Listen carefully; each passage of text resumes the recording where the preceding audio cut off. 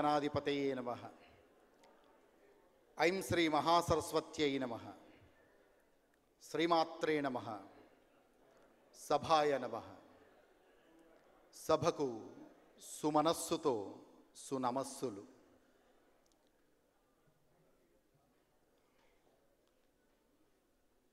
ఎందరో మహానుభావులు, ఎందరో మహానుభావులు, అందరికీ వందనములు. ఎందరో మహానుభావులు.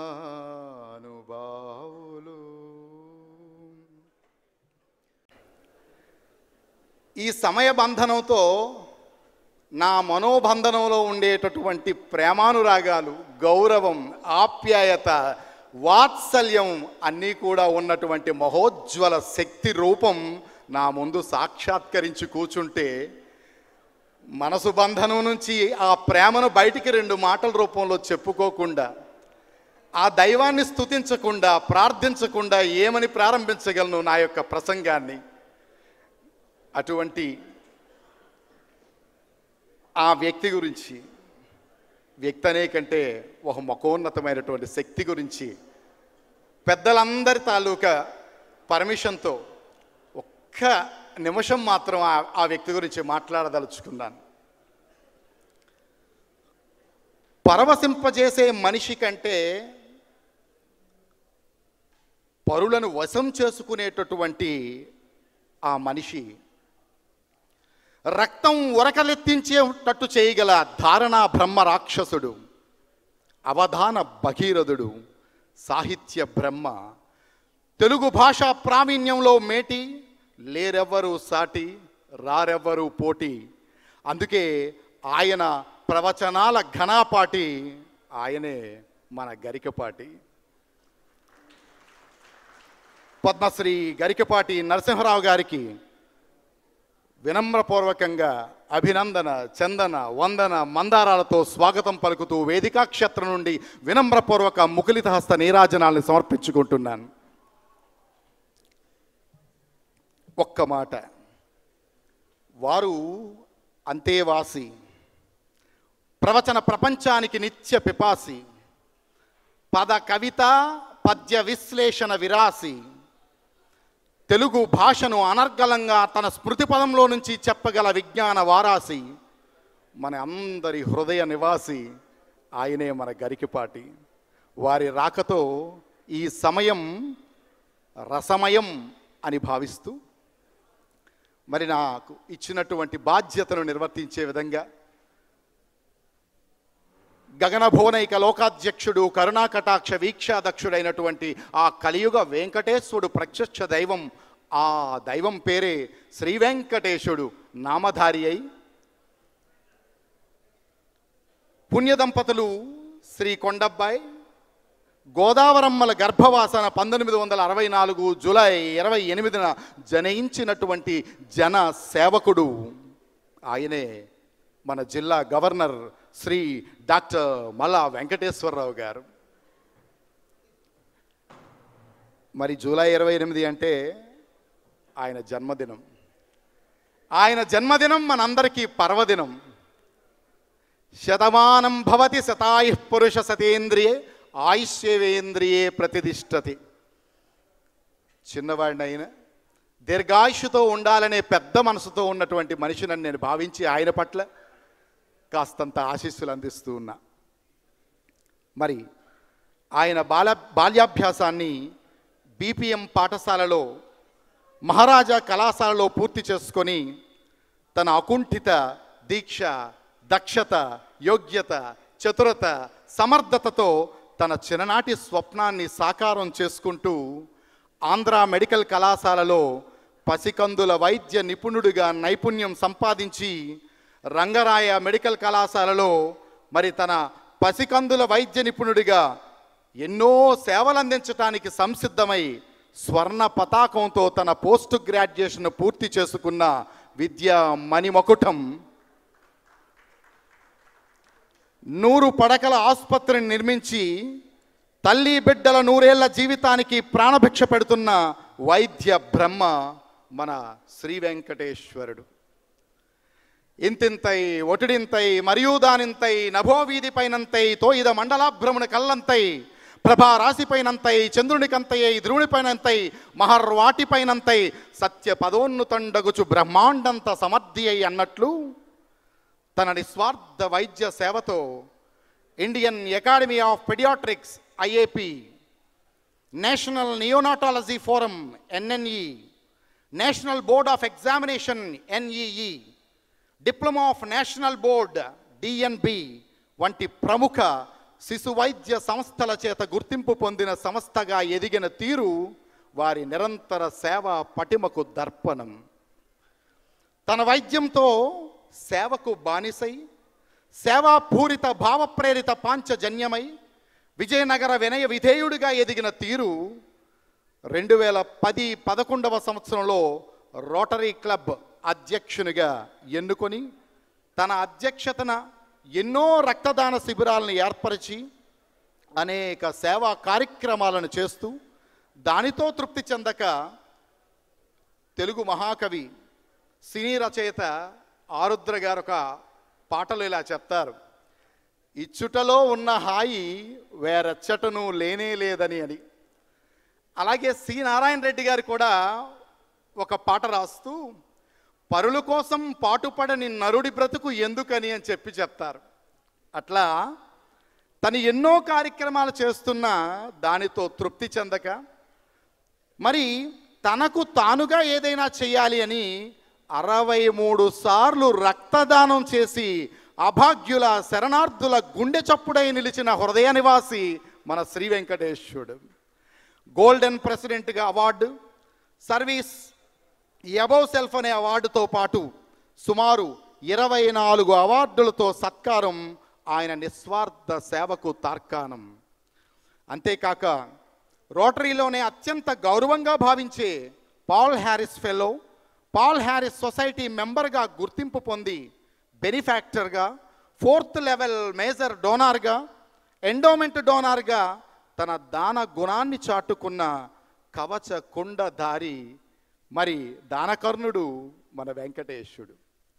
ఇలా చెప్పుకుంటూ పోతే ఎన్నో అవార్డులు, ఇంకెన్నెన్నో రివార్డులు. కోవిడ్ కష్ట సమయంలో కూడా తన ఆరోగ్యాన్ని సైతం లెక్క చేయక ఎందరో రోగులకు నిర్విరామ సేవతో కోవిడ్ వారియర్ అనేటటువంటి అవార్డును పొంది 2 మార్లు హరితమిత్ర అవార్డును సొంతం చేసుకుంటూ $1,00,000 2018-19లో పోలియో ఫండ్ను సేకరించి మరి రోటరీ చరిత్రలోనే వేరెవ్వరికీ సాధ్యం లేదన్నట్లుగా అత్యధిక పోలియో ఫండ్ను సేకరించి పోలియో ఫండ్ రైజింగ్ గాను బెస్ట్ పోలియో చైర్ అనే సేవా సింహాసనాన్ని అధిరోహించిన రోటరీ రారాజు మా వెంకటేశ్వరరావు గారు. Dattaguru award, vocational excellence award, rotary vocational service leadership award ఇటు ప్రవృత్తిలోనే కాక వృత్తినందు కూడా వృద్ధిగాంచి డిప్లొమా ఆఫ్ నేషనల్ బోర్డ్ నుండి ఎమినెంట్ టీచర్ అవార్డుని పొంది ఏషియన్ హెల్త్ ఎక్సలెన్స్ అవార్డు మరియు BSS brother of social service అవార్డుని పొందిన సేవలో మిన్న సేవకులందరికీ అన్న అదే మన వెంకటేశ్వరరావు గారు. డిస్ట్రిక్ట్ ఇండియన్ మెడికల్ అసోసియేషన్ అధ్యక్షులుగా Indian academy of paediatrics and forum for better Vizianagaram, AP state international human rights council సహకార్యదర్శిగా, ప్రస్తుతం ఇండియన్ అకాడమీ ఆఫ్ పెడియాట్రిక్స్ అధ్యక్షుడిగా, ఏపీ స్టేట్ ఇన్ఫెక్షస్ డిసీజెస్ చాప్టర్గా సేవలు శ్లాఘనీయం. సొంత యూట్యూబ్ ఛానల్ కూడా కలిగి ఎన్నో విద్య, వైద్య, సేవా సంబంధిత సమాజ శ్రేయస్సుకు తనవంతుగా సందేశాలను అందిస్తూ 1,00,000కు పైగా వీక్షకులతో లక్షలాది మనసులను దోచుకున్న అందరివాడు మా శ్రీ వెంకటేశ్వరుడు. మరి ఇవన్నీ ఒక ఎత్తు అయితే మరి వారి జీవితంలో మరో మైలురాయి $2.5 లక్షల అంటే మన ఇండియన్ కరెన్సీలో 2,07,50,000 రోటరీ నిధికి ఇచ్చి రోటరీ నిధి పితామహుడైన ఆర్క్ సి క్లంప్ పేరున అత్యంత గౌరవప్రదమైన ఏకేఎస్ మెంబర్గా డిస్ట్రిక్ట్ 3020లోనే రెండవ వ్యక్తిగా మరి మీ అందరి కరతాళ ధ్వనుల మధ్య ఆయన్ని గౌరవిద్దాం. మరి మొదటి వ్యక్తిగా పీడీసీ ఏకేఎస్ భాస్కర్ రామ్ గారిని కూడా మరి వారిని కూడా ప్రశంసించుకుంటూ మరి ఇంతటి వారి ఘన చరిత్రకు కారణం వెంకటేశుడి అర్ధాంగి పద్మావతి అమ్మగారు. ఎందుకంటే ఉమెన్లోనే మెన్ ఉంది, షీలోనే హీ ఉంది. మహిళ అంటే మహి అంటేనే ఈ ప్రపంచమే దాగి ఉంది. వాళ్ళు తలుచుకుంటేనే కదా ఆ భర్తకి ఎంతో పేరు ప్రతిష్టలు. అంతటి ఘనాపాటికి కారణం ఆవిడ యొక్క నిరంతర సేవ అని ఖచ్చితంగా కొనియాడక తప్పదు. మరి అటువంటి ఆవిడ ప్రసూతి వైద్యరాలుగా ఒకరు జీవితాన్ని ఇస్తే మరొకరు జీవనాన్ని ఇస్తున్నారు. ఇలా ఆరోగ్య సమాజం కోసం వారిరువురు నిరంతర ప్రయత్నం అభినందనీయం. ఇటువంటి వారే కదా దైవం మానుష రూపేణ అన్నట్లు. కాబట్టి ఇటువంటి అద్భుతమైనటువంటి వ్యక్తి మరి ఈ డిస్ట్రిక్ట్ 3020కి మరి గవర్నర్గా మనం ఎన్నుకున్నందుకు నిజంగా కూడా ఈ సంవత్సరం మనం అందరం కూడా గొప్ప చరిత్రను సృష్టించడానికి సిద్ధంగా ఉన్నాం తెలుసుకుంటూ, సమహిత సంప్రదాయ సుమనోహర సుందర వాగ్విలాసమై పరిమళ రాగభరిత మృదువంజుల పల్లవ పారిజాతమై నవనవోన్మేష చైతన్య మాలికగా విరాజిల్లుతున్నటువంటి ఆ జ్యోతి సమస్త దేవీ దేవతా స్వరూపంగా చెప్పబడింది వేదములలో.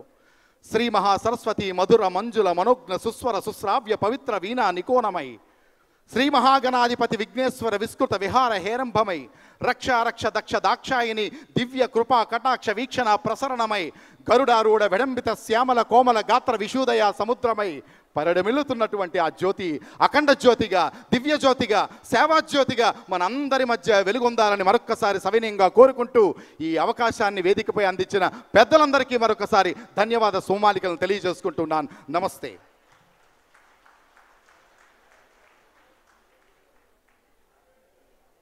Thank you so much sir.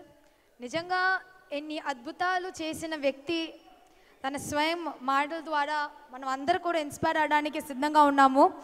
ఇంకా ఎటువంటి ఆలస్యం చేయకుండా with huge respect and honour I would invite the epitome of inspiration, the epitome of giving an opportunity at every stage of life. He is none other than our district governor Dr. M. Venkateshwar Rao గారికి వేదిక పైగా ఆహ్వానిస్తున్నాము. ఇక్కడ ఉన్న ప్రతి ఒక్కరు కూడా ఒక్కసారి హుషారైన చెప్పులతో let's welcome him. Thank you. అందరికీ నమస్కారం. మన సమావేశం జరుగుతున్నది విశాఖ సాగర తీరం.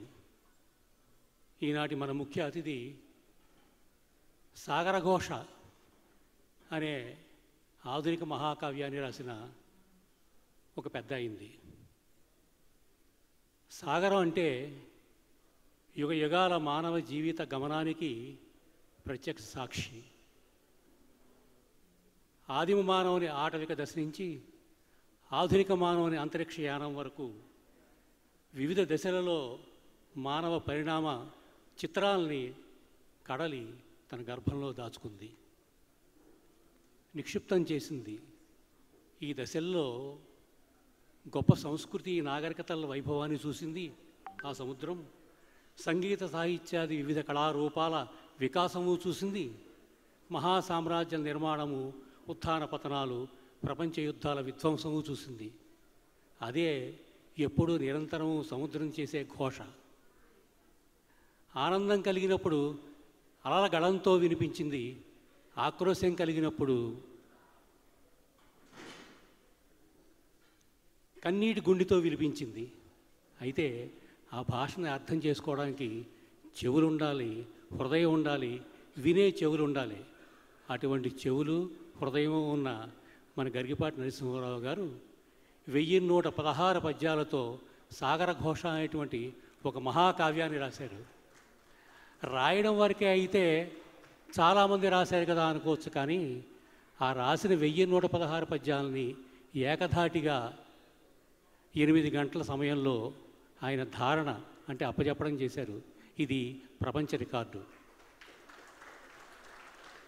అంతటి అసాధారణ ధారణా ధురీణులు ఈనాటి మన ముఖ్య అతిథి పద్మశ్రీ పురస్కార గ్రహీత డాక్టర్ శ్రీ గరికపాటి నరసింహారావు గారిని క్లుప్తంగా పరిచయం చేసుకుందాం. క్లుప్తంగా అని ఎందుకన్నానంటే, నా బాధ్యత ఇంతకుముందు గవర్నర్ గారిని పరిచయం చేయడానికి వచ్చిన వారు సగం చేశారు, బాధ్యతను పూర్తి చేశారు, మిగతాది నేను చేస్తాను. ఈవేళ యూట్యూబ్ ఛానల్ని పరిశీలిస్తే లక్షల సంఖ్యలో, అంటే మిలియన్స్ అనుకోండి, వ్యూవర్షిప్ ఉన్న వాటిలో గరికపాటి వారి అఫీషియల్ ఛానల్ ఒకటి.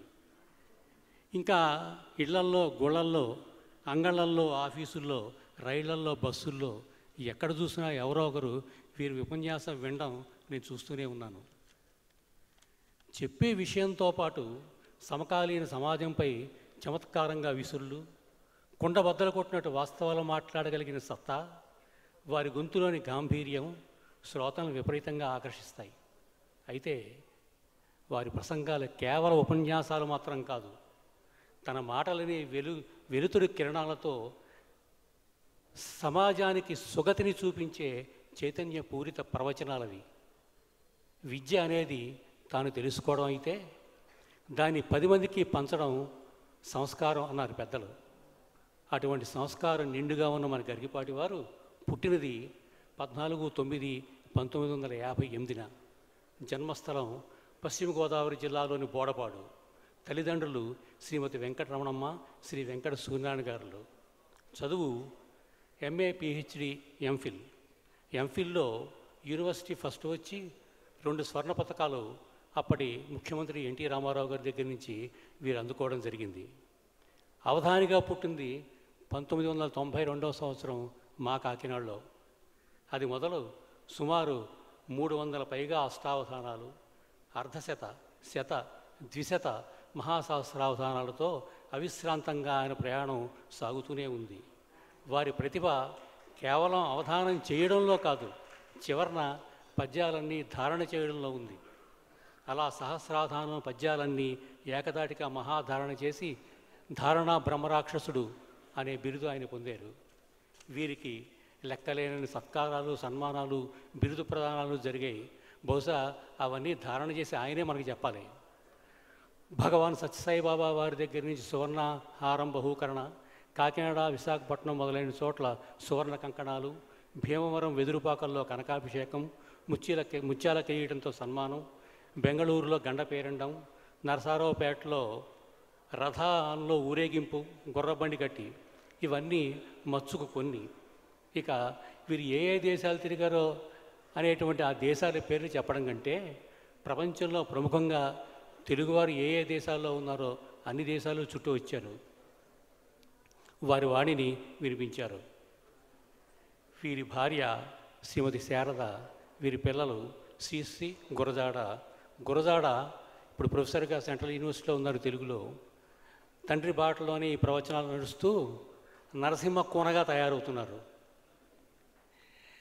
ఇక ఇందాక ఆయన చెప్పినట్టుగా సరదాగా చెప్పాలంటే, ఆయన పద్యం అల్లుటలోన మేటి, అవధాన విద్యలో లేరుగా సరిసాటి, ధారణ మాట చెప్ప లేదసలు పోటీ, చమత్కరించడమందు చెప్పలేని వాగ్ధాటి, ఆధ్యాత్మిక ప్రవచనముల పుణ్యపేటి, వేదాంత భాషణమున ఘనాపాఠి, సూటిగా మాట్లాడడం వారికి పరిపాటి.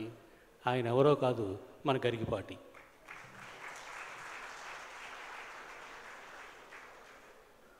మరి ఎటువంటి ఆలస్యం చేయకుండా ఆయన మాటలు వినడానికి ఇక్కడ ఎంతోమంది చాలాసేపటి నుంచి ఎదురు చూస్తున్నారు. కావున నేను one of the most legendary personality, epitome of inspiration to millions and millions of youngsters. He is none other than the Padma Shri Award winner గౌరవనీయులు శ్రీ గరికపాటి నరసింహారావు గారికి వేదిక మీద ఆహ్వానిస్తున్నాము. ఒక్కసారి మీ అమూల్యమైన చేతులతో చెప్పల ద్వారా ఆయనకి వేదిక మీద ఆహ్వానిస్తున్నాము. హరి ఓం, హరి ఓం. విశాఖపట్నం సాగర తీరంలో రోటరీ క్లబ్ వారి సమావేశంలో జరుగుతూ ఉన్న ప్రత్యేక ప్రసంగానికి నాయకత్వ లక్షణాల గురించి భాస్కర శతకంలో చెప్పిన విశేషాల మీద జరుగుతున్న ప్రసంగానికి మీకు అందరికీ హృదయపూర్వకంగా స్వాగతం పలుకుతున్నాం. మాతృదేవోభవ. పాలు ద్రావిడి బుద్ధి చాలదే నా తల్లి, చేదు మృంగగ నేర్చు చిత్తమిమ్మా. అమ్మా, పాలు ద్రావిడి బుద్ధి చాలదే నా తల్లి, చేదు మృంగగ నేర్చు చిత్తమిమ్మా. ఉక్కాలు ఒంగాలు ఒప్పుకోరే తల్లి, పరుషవాక్యములు పలుకనిమ్మా. ఉక్కాలు ఒంగాలు ఒప్పుకోరే తల్లి, పరుషవాక్యములు పలుకనిమ్మా. ఉపకారములు పొంది ఊరు దాటింపరే, తన లాభమును చూచు తత్వమిమ్మా. ఉపకారములు పొంది ఊరు దాటింపరే, తన లాభమును చూచు తత్వమిమ్మ. ఉయ్యాలలో గంగ ఓర్వలేరే తల్లి, దయ్యాలనోగించు దర్పమిమ్మ. ఉయ్యాలలో గంగ ఓర్వలేరే తల్లి, దయ్యాలనోగించు దర్పమిమ్మ. క్రొత్త బుద్ధులెల్ల గుర్రమ్ములై సాగ, పాత ధర్మశకట పదమదేల. క్రొత్త బుద్ధులెల్ల గుర్రమ్ములై సాగ, పాత ధర్మశకట పదమదేల.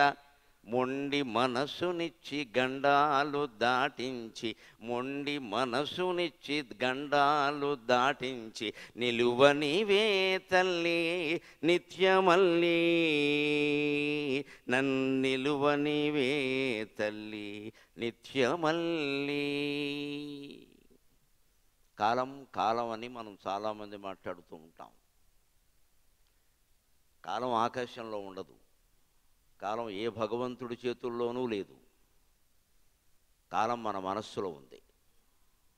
మన మనస్సులు, మన ఆలోచనలు కాలాన్ని నిర్ణయిస్తాయి. ఇది పురాణ ప్రసిద్ధమైన మాట. ఎక్కడైనా మనకి రకరకాల అసభ్య వ్యవహారాలు కనపడితే కాలం మారిపోయిందంట. కాలం మారలేదు, మనుషుల బుద్ధులు మారాయి. మనిషి బుద్ధే కాలాన్ని నిర్ణయిస్తుంది. దాన్ని వ్యాసభారతంలో వ్యాసుడు చాలా స్పష్టంగా చెబుతాడు. కాలోవా కారణం రాజ్ఞక రాజా కాలస్య కారణం ఇతి తే సంశయో మా భూత్ రాజా కాలస్య కారణం అంటాడు. కుంతీదేవికి కృష్ణుడికి ఉద్యోగ పర్వంలో ఒక సంవాదం జరుగుతుంది. కాలగతి కాలగతి అని అటువైపు ధృతరాష్ట్రుడు మాట్లాడతాడు, ఇటువైపు ధర్మరాజు మాట్లాడతాడు. వీళ్ళిద్దరూ కారణమని వీళ్ళిద్దరూ ఒప్పుకోరు. కౌరవ పాండవ యుద్ధానికి ధృతరాష్ట్రుడి యొక్క దుర్బుద్ధి కారణం, ధర్మరాజు యొక్క అమాయకత్వం కారణం. అమాయకత్వం కూడా దోషమే, దాన్ని తొలగించుకోవాలి. నేను అమాయకుడిని అంటే తొలగించుకుంటావా లేదా అని చెప్పాలి. అంతేగాని ఆయన అమాయకుడని ఓ సర్టిఫికెట్ ఇవ్వద్దు. అమాయకులు ఎవరికి కలికాలంలో బతికే హక్కులు లేవు, అసలు బతకూడదు. అలాగా నువ్వు బతకలేవు. నీ స్థలం ఆక్రమిస్తారు, నీ పొలం ఆక్రమిస్తారు, నీ కుటుంబాన్ని కూడా ఆక్రమిస్తారు. నేను అమాయకుడిని అంటే అది అర్థం లేని మాట. అందుకే నేను ప్రార్థనలో, మా అమ్మ ప్రార్థనలో చాలా స్పష్టంగా చెప్పా, పాలు తాగే రోజులు కాదమ్మా, విషం తాగి జీర్ణం చేసుకునే శక్తి నిమ్మని అడిగాను. పాలు ఎక్కడున్నాయి ఇప్పుడు? కల్తీ పాలు. దేవుణ్ణి ఎత్తి మీద పోసే పాలన్నీ కల్తీ పాలే. అభిషేకం పాలు అంటే కల్తీ, దీపం నూనె అంటే కల్తీ. మనం తినే నూనె వేరు, దీపం నూనె వేరు. దేవుడికి నూనె అయితే దేవుడు మన దృష్టిలో శుద్ధమాయకుడు, ఏమండ పాపం. కానీ ఆయన బాగా చూసి చూసి చూసి ఆకాశం అంత ఎత్తి ఎదిగాక ఒక్క దెబ్బ కొడతాడు, చచ్చి ఊరుకుంటాను దెబ్బకి. ఇక్కడ అప్పుడు ఆయన అమాయకుడో మన అమాయకుడో అర్థమవుతుంది. దేవుడు కొట్టే దెబ్బ ఎప్పుడు అలాగే ఉంటుంది. ఈ వేదిక మించి పడితే తగిలే దెబ్బ వేరు, ఈ భవనం మించి పడితే తగిలే దెబ్బ వేరు. బాగా వందలు వేల కోట్లు లక్షల కోట్లు సంపాదించి అధికారం కూడా బాగా ఇచ్చి ఒక్క దెబ్బ కొడతాడు, మళ్ళీ లేవకుండా. ఇంకా ఇంత మళ్ళీ లేవడ. ఇంకా గర్వం అంతా అణిగిపోతుంది ఒక్కసారి. అధికారాలు అక్రమాలు బాగా సాగిపోతూ ఉంటే మనం ఏమనుకుంటామంటే ఏం పర్వాలేదు, ఇలాగే సాగుతుంది అనుకుంటాం. సాగదు. అందుకే కాలం మన మనస్సులో ఉంది. మార్చుకోవలసింది మన మనస్సుని. కాలం మారుతుంది, కాలం ఏం మారిందండి? వేసవకాలం మారలేదు, వర్షకాలం మారలేదు, శీతకాలం మారలేదు, పోయే కాలం కూడా మారలేదు. ఎవడు పోయేవాడో వాడు పోతూనే ఉన్నాడు. యంగ్ ఓల్డ్, మిడిల్ ఓల్డ్, చివరి ఓల్డ్, అన్ని ఓల్డ్ లెక్క లేకుండా 25 ఏళ్ళకే పోయేవాడు కూడా ఉన్నాడు.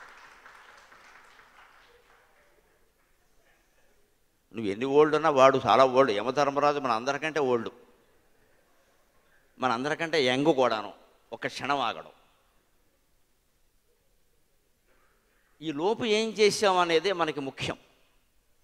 ఐశ్వర్యేవా సువిస్తీర్ణే వ్యసనేవా సుదారుణే రజ్వేవ పురుషం బద్ధ్వా కృతాంత పరికర్షతి అంటాడు వాల్మీకి రామాయణంలో. మృత్యు వచ్చినప్పుడు మనం ఎంత ఐశ్వర్యవంతులమా అని చూడదు, మనం ఎన్ని సుఖాల్లో ఉన్నావా అని కూడా చూడదు. ఈ సుఖం అనుభవిస్తున్నాను, ఓ మృత్యువా 10 నిమిషాలు ఆగుంటే నాకు అనవసరం రాబాయ్, నాకు నేను లాగేయడమే సుఖం అంటుంది అది. బాగా దుఃఖాల్లో ఉన్నప్పుడు చూడండి, మనం ఏమనుకుంటాం, ప్రాణం పోయినా బాగుండేది అనుకుంటాం, ఖచ్చితంగా అనుకుంటాం. సుఖాల్లో అనుకోం, కానీ ఏదైనా దుఃఖం వచ్చేసరికి ప్రాణం పోయినా బాగుండేది, ఇంకా ఇవన్నీ చూడ్డానిక నేను బతుకున్నది అనుకుంటాం. అప్పుడు కూడా మృత్యు ఏముంటుందంటే, చూడాలి, చూడు, నాకు నేను చూడాలనిపించినప్పుడు పిలుస్తా, అందుకని పిలవదు. దాని బుద్ధి కలిగితే మాత్రం తీసుకెళ్ళిపోతుంది. వ్యసనేవా సుదారుణే, ఎంత దుఃఖంలో ఉన్నా సరే తీసుకెళ్ళిపోతుంది, ఎంత సుఖంలో ఉన్నా సరే తీసుకెళ్ళిపోతుంది. రజ్వేవ పురుషం బద్ధ్వా, పురుషం అంటే ఇక్కడ మగవాడు కాదు, మనిషి, ఆడ మగ ఎవరైనా సరే, తాడు కట్టి మరీ లెక్కెళ్ళిపోతుంది. దానికే యముడి చేతిలో ఉన్న ఆయుధం ఏంటంటే కత్తులు కటారులు ఏముండవు, పాశం, తాడు. అది మన కర్మపాశం, ఆయన చేతుల్లో ఏముండదు. నిజానికి మన కర్మబంధాలను బట్టే పాశాలు ఉంటాయి. ఎవడు పాశం వాడు మెడలోనే ఉంటుంది, వాడు మనస్సులో ఉంటుంది. అందుకని ఈ కలికాలంలో మనం బతుకుతూ అమాయకుల్లా ఉండకుండా తెలివైన వాళ్ళుగా ఉంటూ మనల్ని మనం కాపాడుకుంటూ సమాజానికి కూడా ఏం చేయగలమో అది చేసేస్తే రేపు వెళ్ళిపోయినా సిద్ధం లేదు. అది జీవితం అంటే. రేపు వెళ్ళిపోవడానికి సిద్ధంగా ఉండాలి, అది జీవితం అంటే. మృత్యువుకి సిద్ధంగా ఉన్నవాడు దేనికి భయపడ్డావు. మృత్యువుకి సిద్ధంగా లేనివాడే ఇంకా 80 ఏళ్ళు వచ్చినా సరే షార్ట్ వేసుకుని మార్నింగ్ వాక్ చేస్తూ ఐ లుక్ యంగ్, దేనికి లొంగు పని లేక. నువ్వు యంగ్గా లుక్ ఏం చేస్తావు ఇక్కడ? అసలు ఈ బుద్ధి ఏమిటంటే మనిషికి నాకు అర్థం కాదు. యంగుగా ఉండాలని, ముసలాళ్ళం అయిపోతే తప్పేమిటి, చనిపోతే తప్పేమిటి, ఏమైపోతే తప్పేమిటి? ఇది వేదాంతం, ఇది వేదాంతం. ఇది ఒక్క గరికిపాటి నోట వింటారు మీరు, కఠిన సత్యాలు వింటారు. సిద్ధంగా ఉండండి, సిద్ధంగా ఉండండి. Be brave. ఈ ఉపన్యాసంలో ఇక్కడే నా ప్రాణం పోతే ఇది అదృష్టంగా భావిస్తాను నేను, మిగిలినవన్నీ నాకు అనవసరం. నేను చెప్పదలుచుకొని చెప్పాను. ఇంకో 100 ఏళ్ళు బతికి చేసేదేం లేదు ఇక్కడ. ఎంతకాలం బతికాము, ఇంకా యంగ్గా ఉన్నామా, ఇంకా ఏదైనా చేసామా, ఏం చేస్తున్నాం అసలు? ఈ చేస్తున్నదంతా దేనికి? ఇప్పుడే నేను అధ్యక్షులు వారి నోట విన్నాను, మాకు కొన్ని వేల మంది సభ్యులు ఉన్నారండి, పనిచేస్తున్న వాళ్ళు 100 మంది కూడా లేరండి. నమశివాయ. అంత యంగ్ లుకింగ్ కోసం చూస్తున్నాము, సేవ చేయడం కోసం చూడాలా? ఎందుకు పనిచేయరో తెలుసా? దానికి భారత యుద్ధం ప్రమాణం, భారత యుద్ధం ప్రమాణం. ఎందుకు పనిచేయ, నేను అధ్యక్షుడు కాదుగా, నేను ఎందుకు పనిచేయాలి? అంతే. నేను ఎప్పుడో past president, past is past, present president ఉన్నాడు కదా అని చూసుకుంటాడు. పైగా మనం రోటరీ క్లబ్లో పెద్ద కర్మ ఏమిటంటే కనీసం ఈ పదవి, రాజకీయ పదవుల్లో 5 ఏళ్ళైనా ఉండదు, ఏదో 1 సంవత్సరం. ఈ సంవత్సరంలో ఉన్నవాడికి గోతులు తవ్వే వాళ్ళెందరో, గోతులు పుడిచేవాళ్ళు ఎందరో, ఇందులో ఎన్ని కులాలో, ఎన్ని మతాలో. పాపం ఆయన ఏకగ్రీవంగా ఎన్నికైనందుకు కృతజ్ఞతలు చెబుతున్నారంటే పరిస్థితి నాకు అర్థమైంది.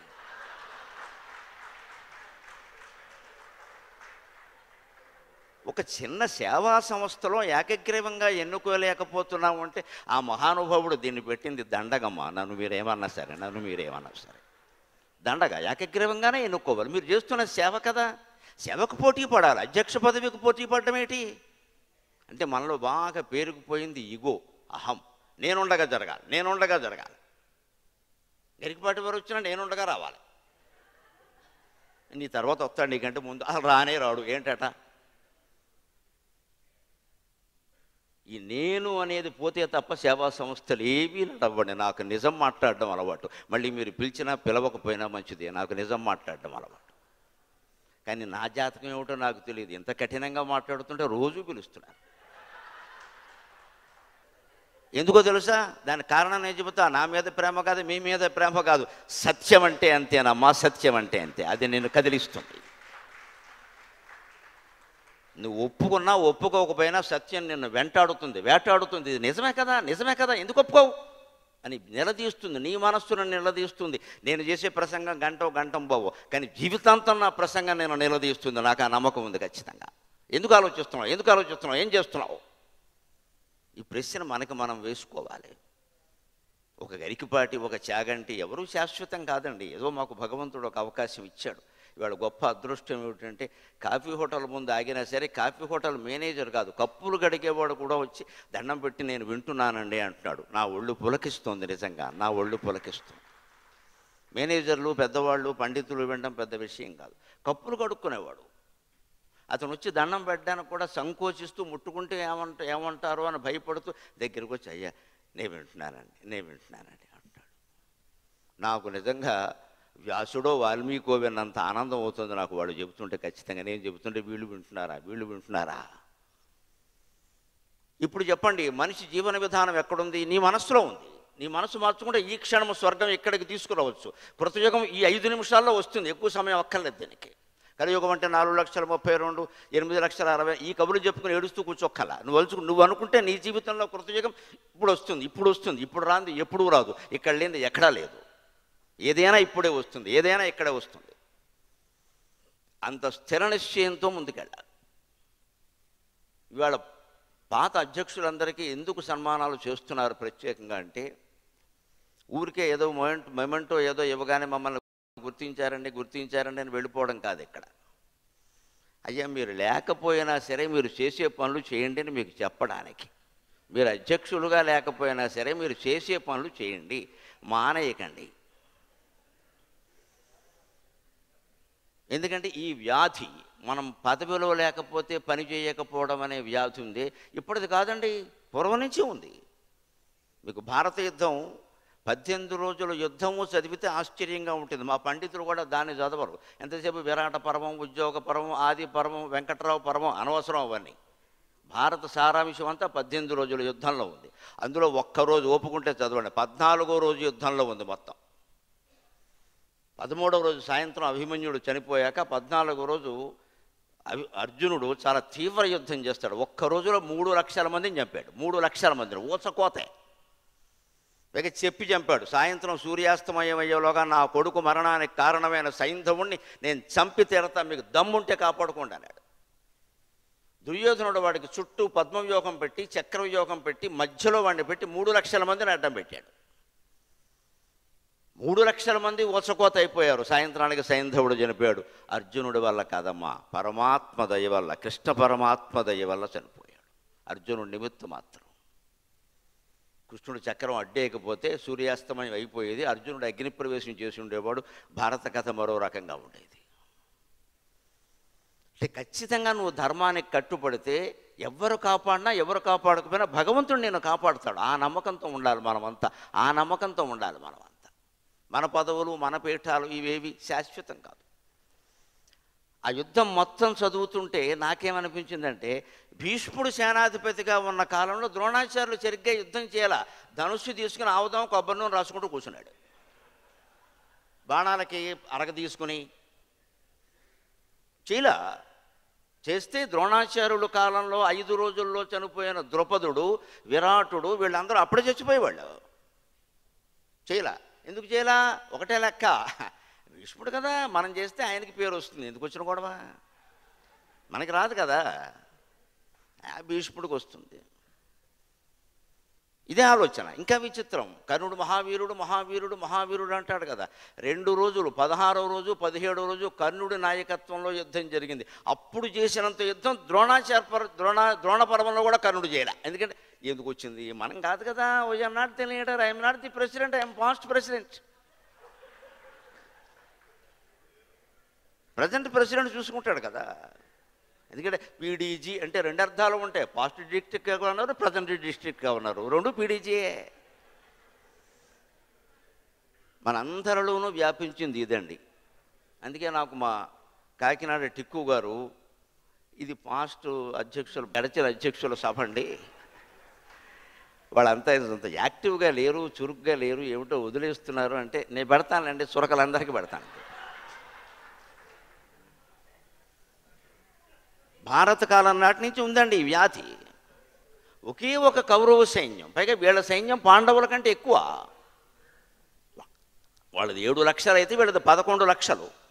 వాళ్ళలో ఇంచుమించు సగం. అది సగం సైన్యాన్ని కూడా వాళ్ళు గెలవలేకపోయారు. ఇంత చేస్తే పాండవులు 5గురే, అంతకంటే ప్రధాన వీరులు ఎవరు అందులో లేరు. ద్రౌపదుడు విరాటుడు అంతా మామూలు వాళ్ళే, ముసలాళ్ళు అయిపోయారు వాళ్ళు. వాళ్ళంతా మన దృష్టిలో 85+. యంగ్ ఓల్డ్, మిడిల్ ఓల్డ్ కాదు, ఓల్డ్ 85+. ఇంక వాళ్ళని ఎవరు నమ్ముకుంటాడండి ఇక్కడ? ఈ పాండవుల్లో కూడా ప్రధానం ఇద్దరే, భీమార్జునులే. ధర్మజరాజు, నకుల సహదేవులు ఆటలు అట్టిపళ్ళు, అది పెద్ద విషయం కాదు. అది నకులుడి చేతుల్లో చనిపోయిన ప్రధాన వీరుడు ఒక్కడు కూడా లేడు. ఇంకా సహదేవుడి చేతుల్లో శకుని, వాళ్ళ అబ్బాయి ఉలువు కూడా ఇద్దరు చనిపోయారు. ధర్మరాజు చేతుల్లో శల్యుడు చనిపోయాడు. నకులుడి చేతుల్లో చనిపోయిన ప్రధాన వీరుడు ఎవరు లేరు అసలు. అంటే ఆయన యుద్ధం చేయలేదని చేశాడు, కర్ణుడు ముందు వాళ్ళ ముందు సరిపోడు నకులుడు. ఇందులో కూడా ఇద్దరే. ఆ ఇద్దరు మొత్తం 11 లక్షల మందిని గడగడలాడించారంటే కారణం ధర్మం, ధర్మం, ధర్మం. ధర్మం ఎక్కడుందో గోవిందుడు అక్కడుంటాడు. గోవిందుడు ఎక్కడున్నాడో విజయం అక్కడ ఉంటుంది ఖచ్చితంగా.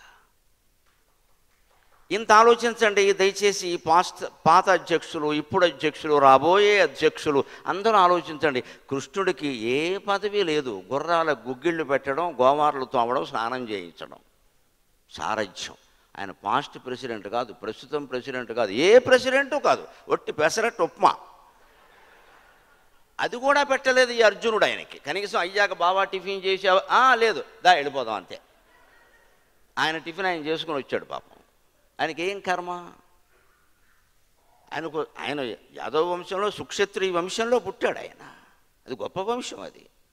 వాళ్ళ నాన్న కన్న తల్లిదండ్రులు దేవకీ వసుదేవులను చూసినా, పెంచిన తల్లిదండ్రులు యశోదానందులను చూసినా కోటీశ్వరులు వాళ్ళు, కోటీశ్వరులు. వాళ్ళేం పేదవాళ్ళు కాదు. కృష్ణుడికి బాల్యంలో యశోదాదేవి వేసిన ఆభరణాలు 100 కాసులు ఉంటాయి కనీసం, బాల్యంలోనే 100 కాసులు. ముక్కు మూతి ఖాళీ లేకుండా తొడిగేసింది ఆవిడ, అంత సరదా. మరి అంత ఐశ్వర్యవంతుల బిడ్డ కేవలం మేనత్త కొడుకులనే అభిమానంతో రాలేదండి. ఆ మాత్రం చుట్టరికం దుర్యోధనుడితో కూడా ఉంది.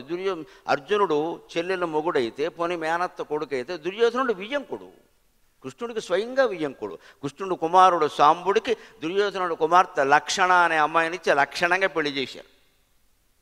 దుర్యోధనుడికి వియ్యంకుడు, చుట్టరికం ఉంది. చుట్టరికాల గురించి ఎప్పుడు దేవుడు సాయం చేయడు. ఏది ధర్మమో అటువైపు ఉంటాడు ఖచ్చితంగా దేవుడు. అందుకని పాండవులు గెలిచారు. కృష్ణుడు చేసిందంతా సేవే. ఆయన కనీసం సైన్యాధిపతి కాదు. పోనీ ధర్మరాజు గారు ఆయన రాజ్యానికి వచ్చాక ఆయనకి హోమ్ మినిస్టర్ పదవి కాదు కదా, ఎమ్మెల్యే పదవి కాదు కదా, కార్పొరేషన్ చైర్మన్ కూడా ఇవ్వలేదు. మళ్ళీ ఆయన గోకులానికి వెళ్ళిపోయాడు అంతే, గోవులను కాచుకుంటూ. ఏం ఆశించలేదు. 18 రోజుల యుద్ధంలో, ప్రాణాంతకమైన యుద్ధంలో జబ్బలు తెగిపోయినా సరే వక్షస్థలం మీద విందాను విందులు అనేవాళ్ళు వాళ్ళు మేనత్త కొడుకులే, కృష్ణుడికి మేనత్త కొడుకులు. వాళ్ళు 72 బాణాలు వేశారు కృష్ణుడు వక్షస్థలం మీద. చీలిపోయి నెత్తురు కారిపోయింది. అర్జునుడు చూసి బావా బావా బావా అంటే, యుద్ధం చేయి, సారథ్యం ఒప్పుకున్నాక అలాగే ఉంటాయ్యా, యుద్ధం చేయి, నన్ను చూసి ఏడుస్తావేంటి, బాణాలై అన్నాడు ఆయన. ఒళ్ళంతా చీలిపోతున్నా సరే, నెత్తురు కారిపోతున్నా సరే, గుర్రాలకి సేవ చేసి, అర్జునుడికి సేవ చేసి యుద్ధంలో ఎందుకు పాల్గొన్నారంటే ఆయనకి ఏ పదవి లేదు. Is not past district governor, past president, past present, future సమస్తాన్ని శాసించేటువంటి పరమాత్మ ఆయన. భూత భవ్య భవన్నాథక పవన పావనో అనలహ అని విష్ణు సహస్రంలో చెప్పినట్టు భూత భవ్య భవన్నాథక, భూతకాలాన్ని, భవ్య రాబోయే కాలాన్ని, భవత్ జరుగుతూ ఉన్న కాలాన్ని శాసించగలడు. ఎందుకంటే ఆయన మనస్సు మీద ఆయనకు అదుపు ఉంది కాబట్టి శాసించగలడు. మనం కూడా అంతటి వాళ్ళం కావాలంటే ఏమీ చేయక్కర్లా, మన మనస్సు మీద మనం అదుపు సాధిస్తే చాలు. ఆ మనస్సు మీద అదుపు సాధించగలిగితే మనం సేవలో ఆనందం పొందుతాం, కానీ అధికారంలో ఆనందం పొందాం. ఇవాళ వెంకటేశ్వరరావు గారు అధ్యక్షులు కాబట్టి వారిని గురించి కొంచెం పరిచయం చేశారు. మనకేమనిపిస్తుంటే ఇంతకంటే గొప్పవాడు నేను, నన్ను పరిచయం చేసేవాడు అవడు లేడు ఇక్కడ అంటే. అందుకోసం నువ్వు ప్రెసిడెంట్ కావక్కలా, నువ్వు సేవ చేస్తే, నిజంగా నువ్వు త్యాగం చేస్తే, నువ్వు దానం చేస్తే లోకమంతా నిన్ను రోజూ పరిచయం చేసుకుంటుంది మిత్రమా, రోజూ పరిచయం చేసుకుంటుంది. దానికి పదవి అవసరం లేదు. ఈ పదవులు పీఠాలు రోటరీ క్లబ్బుల్లోనైనా ఇతర స్వచ్ఛంద సేవా సంస్థల్లోనైనా ఎందుకు అంటే, కార్యక్రమం నడవాలంటే ఎవరో ఒకరు సారథ్యం వహించాలి. అందుకోసం ఒక బాధ్యత, అది పదవి అని ఎందుకంటారో నాకు అర్థం కాదు, ఒక బాధ్యత. ఆ బాధ్యత ఎవరో ఒకరికి అప్పగిస్తే ఆయన చెబితే మిగిలిన వాళ్ళు పనిచేస్తారు. ఆయన ఏదో గొప్ప నాయకుడని మిగిలిన వాళ్ళు కాదని కాదు అక్కడ. అందున మీరు ఈ సంవత్సరం జిల్లా గవర్నర్గా ఎన్నుకున్న వ్యక్తిని గురించి నేను విని ఆనందించాను. ఆయనేమో శిశు వైద్యంలో నిపుణులు, వారి శ్రీమతి పద్మావతీదేవి గారు స్త్రీ వైద్యంలో నిపుణురాలు. అంచేత స్త్రీ శిశు సంక్షేమ శాఖకి మీరు అప్పగించారు పూర్తిగా. ప్రభుత్వంలో కూడా స్త్రీ శిశు సంక్షేమ శాఖ ఉంటుంది, పురుష శిశు సంక్షేమ శాఖ ఉండదు. పురుషుడికి శిశువు ఇస్తే వాడు పశువు అయిపోతాడు. స్త్రీ పెంచితేనే మనిషి సరిగ్గా ఉంటాడు. ఆ మొగాడు పెంచితే అయిపోతాడు ఖచ్చితంగా. మొగాడు పెంచిన బిడ్డ అని సామెత, వాడు అడ్డగోలుగా ఉంటాడు.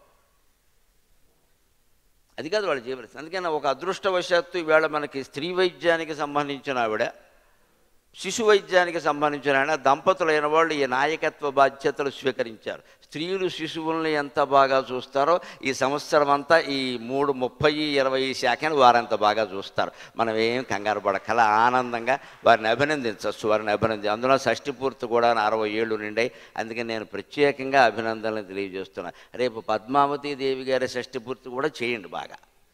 ఎందుకంటే ఆడవాళ్ళకి చేయరు, మనకు అదో జబ్బు, మొగాళ్ళకే చేస్తారు ఇక్కడ ఎంతసేపు. నేను అక్కడ అవధానం చేస్తుంటే అడిగారు, ఏమంటే షష్ఠి పూర్తి ఎంతసేపు మొగాళ్ళకి చేస్తారు, ఆడవాళ్ళకి చేయరే అన్నాడు. అసలు వాళ్ళకి 60 ఏళ్ళు వచ్చినట్టు అంగీకరించడం వాళ్ళకి ఇష్టం ఉండదయా, అందుకే చేయరని చెప్పారు.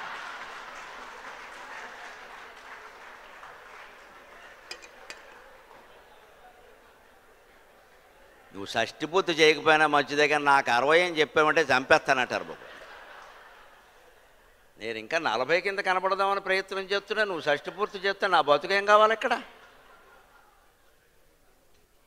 ఇప్పుడు చెప్పండి, ఈ కాలం ఎక్కడుందో? మగ ఆడ మనస్తత్వాలలో తేడా ఉందమ్మా. మగాడు నాకు 60, నాకు 70 అని చెప్పుకుందుకు మొహమాట పడ్డు. ఆడవాళ్ళు 40 దాటాయడానికే మెలికలు తిరిగిపోతారు. ఇలాగ 40 దాటవా? ఒక పక్క మనవరాలు పుట్టిందని చెబుతున్నారు, 40 దాటవా? 40 దాటకుండా మనవరాలు అలా పుడుతుంది. ముందు ఈ భావన మనస్సులోంచి వదిలించుకోవాలంట మనం. యవ్వనము, ముసలితనము, మరణము సహా అన్నీ గొప్పవే. ఏ దశ గొప్పది కాదండి. జీవితంలో దుఃఖం ఎక్కడుంటుంటే ఉన్న దశను అంగీకరించలేము. ఎప్పుడు ఏదో కోరుకుంటూ ఉంటాం మనం. అందుకే మనం దుర్దశలోనే ఉంటాం ఎప్పుడు. నువ్వు ముసలాడు అయితే ముసలాడిగానే ఉండు, ముసలాడిని అని చెప్పి ముసలితనంలో ఉండే ప్రయోజనాలు కొన్ని ఉంటాయి. కాళ్ళు జాపుకు పడుకోవచ్చు, ఎవడు ఏ పని చెప్పడు. ఇక్కడ సంపాదించక్కర్లేదు, శుభ్రంగా మీరు సంపాదించుకోండి అని చెప్పచ్చు. గంటల టీవీ చూడవచ్చు, పత్రికలు చదువుకోవచ్చు, పుస్తకాలు చదువుకోవచ్చు, మా బోటకాళ్ళతో మాట్లాడచ్చు. ముసలితనం గొప్ప వారం. ఎంతసేపు ఊళ్ళోకి వెళ్ళేదో చేస్తేనే గొప్ప. అసలు ఈ కలియుగంలో ఉపకారం చేసిన వాడికంటే అపకారం చేయని వాడికి ప్రత్యేకం పిలిచి అవార్డు ఇవ్వాలి. అంతే, వీరికి అవార్డు ఇస్తున్నాను ఎందుకంటే వారు ఎవరికి ఏ అపకారము చేయలే అని ఇవ్వాలి ప్రత్యేకంగా. చాలు, అది చాలు. కలియుగం అంతే. మనం ఉయ్యాలు లూగితే ఒప్పుకోరండి, దయ్యాలు లూగించే శక్తి కలిగి ఉండాలి. ఇక్కడ మీద కొత్త బుద్ధులన్నీ గుర్రబండిలాగా సాగిపోతూ ఉంటే, బ్రహ్మాండమైన వాహనాల్లో సాగిపోతూ ఉంటే, BMW కారులో అందరూ అతివేగంగా వెళ్ళిపోతుంటే యాక్సిడెంట్ ప్రమాదం అవుతుందేమో అని కూడా పట్టించుకోకుండా 130 స్పీడ్లో పెట్టేసి డివైడర్ని గుద్దేస్తూ ఉంటే మనం 2 ఎడ్ల బండి వేసుకుని వెడతామంటే ఎలా కుదురుతుంది? ఇక్కడ ఈ ప్రమాదాలను ఎదుర్కోవాలంటే మనం ఎడంవైపు పడితే సరిపోదమ్మా, కుడివైపు నుంచి మన మీదకి ఎవడొస్తున్నాడో కూడా చూసుకోవాలి. ఈరోజు లేదా చచ్చిపోతాం. మన దారిని మనం పొద్దున్నే నడకెడుతుంటే ఎవడో వచ్చి గుద్దేస్తున్నాడు వెనకాల నుంచి. హైదరాబాద్లో జరుగుతున్నాయి మార్నింగ్ వాక్లో వాళ్ళని గుద్దేస్తున్నారమ్మా స్పీడ్గా వచ్చేసి. వాడికి ఏం తెలియదు, వాళ్ళు మామూలుగా నడుస్తున్నారు అంతే, వచ్చి గుద్దేస్తున్నాడు. వీడు వచ్చి గుద్దుతాడని వాళ్ళకి తెలుసా? అంటే పొద్దున్నే నడిచేటప్పుడు కూడా వెనక ముందు చూసుకోవాలి. ఒక అరగంట నడకలో వెనక ముందు చూసుకుంటే జీవితం అంతా ఎంత చూసుకోవాలి? ఆ జాగ్రత్త మనకి నాయకుడైన వాడు ఎలా ఉండాలి, అనుచరులైన వాళ్ళు ఎలా ఉండాలి అనేది క్రీస్తు శకం 15వ శతాబ్దంలో ఇంచుమించు శ్రీనాథుడి కాలంలో ఉన్నటువంటి మహాకవి మారద వెంకయ్య భాస్కర శతకం ద్వారా చెబుతాడు. ఆయన భాస్కరుడు ఉపాసన ఆయనకి. అందుకని ప్రతి పద్యానికి భాస్కర భాస్కర భాస్కర అనే ఒకటంతో రచించాడు. నాయకుడు ఎప్పుడు దక్షుడుగా ఉండాలి. ఇవాళ ఆయన మాట్లాడుతుంటే చూసాను, ఆ నిలబడిన విధానం, ఆ ఆత్మవిశ్వాసం, అది దక్షతకి సంకేతం. వారి నాయకత్వంలో ఇది బాగా సాగుతుంది అనుమానం వేళ. అసలు ముందు నాయకుడు అనేవాడికి వేదిక మీద నిలబడని తెలియాలి. ఒక హీరో, ఒక నాయకుడు నిలబడినట్టే నిటారుగా నిలబడాలి. నేను నిలబడతా, మిమ్మల్ని నిలబెడతా అన్నట్టుగా ఉంది ఆయన నిలబడిన విధానం. చాలు, అది చాలు.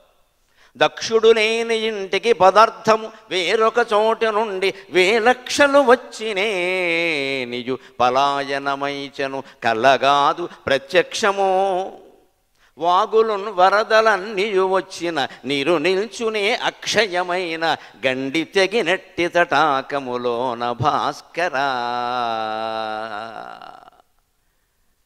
ముందు సంసారాన్ని నడపాలన్నా సంస్థ నడపాలన్నా దక్షత ముఖ్యం. దక్షత అంటే సమర్థత. మనలో మనుషులు ఆడా మగ తేడా లేకుండా రెండు రకాలుగా ఉంటారు. చాలా మంచి వాళ్ళు ఉంటారు, సమర్థులు కాదు. అన్నిటికీ సమర్థులు ఉంటారు, సంత మంచివాళ్ళు కాదు, దుర్మార్గులు. ఏమైనా చేస్తానంటాడు, చెడే చేస్తాడు, మంచి చేయడు.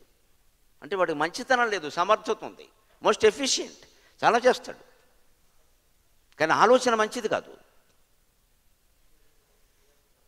కొందరు మంచివాళ్ళు ఉంటారు, వాళ్ళు సమర్థులు కాదు, అమాయకుల్లో ఉండిపోతారు. మమ్మల్ని వారు మోసం చేశారు, వీరు మోసం చేసే అవకాశం నువ్వు ఎందుకు ఇచ్చావు మిత్రమా? ఆ మాత్రం జాగ్రత్తగా ఉండలేవా? ఓ 10 లక్షలు అప్పిస్తున్నాం అనుకోండి, ఎంత ప్రాణమిత్రుడికైనా సరే ఒక కాగితం రాయించుకోవాలని తెలీదా? ప్రాణమిత్రుడు అండి, రేపు ప్రాణం పోయిన మిత్రుడు, ఇవాళ ప్రాణమిత్రుడు, రేపు ప్రాణం పోయిన మిత్రుడు. వాళ్ళు ఆవిడే పిల్లలు ఏమంటారు, మా ఆయన చెప్పనే లేదండి. చెప్పడమ్మా, ఆయనకు రావాల్సిన బాకీలే చెప్తాడు, ఇవ్వాల్సిన బాకీలు చెప్పడం. అందుకే ఏం చేయాలి, తమ్ముడే ప్యాకెటే అంటారు, కాగితం రాయించుకోవాలి. ఇదే సమర్థత. జీవితం నడవాలన్నా సంస్థ నడవాలన్నా పద్ధతిగా ఉండాలి. వ్యవహార జ్ఞానం అంటారు దీన్ని, తప్పేం కాదు. మనం ఎవరిని మోసం చెయ్యం, మనెవరూ చేయకుండా చూసుకోవాలి కదా. మా మేనమామే కదండి నమ్మానండి, ఎందుకు నమ్మావు? వాడు కుష్ఠుడు మేనమావ కంసుడు లాంటి వాడేమో నమ్మకం. అందరు మేనమావలు మంచివాళ్ళు కాదు, కంసుడు లాంటి వాడు కూడా ఉంటారు. అందరూ మేనల్లుళ్ళు మంచివాళ్ళు కాదు. మానవ సంబంధాలన్నీ మిథ్యే. ఒక్క భగవత్ సంబంధం ఒక్కటే నిజమైన సంబంధం, అది ఒక్కటే నిలబడుతుంది ఖచ్చితంగా. భగవంతుడిని నమ్ముకుంటేనే మన మానవ సంబంధాలు కూడా బాగుంటాయి. కుటుంబ సభ్యులు సైతం మన పద్ధతిగా ఉండాలి, మన పేరు చెడగొట్టకుండా ఉండాలంటే వాళ్ళ ఊరికే ఉపదేశాలు చేస్తే లాభం లేదమ్మా. మా అబ్బాయి చెప్తే వినడం లేదండి, మా అబ్బాయి చెప్తే ఈతకొచ్చిన మాటలు ఇవన్నీ. నేను ఇక్కడ చెప్తే వినని కొడుకు అంటారు, చెప్పినట్టు వింటూ నటించేదాన్ని కూతురు అంటారు. ఇద్దరికి పెద్ద తేడా అయింది. ఎవరు వినరు.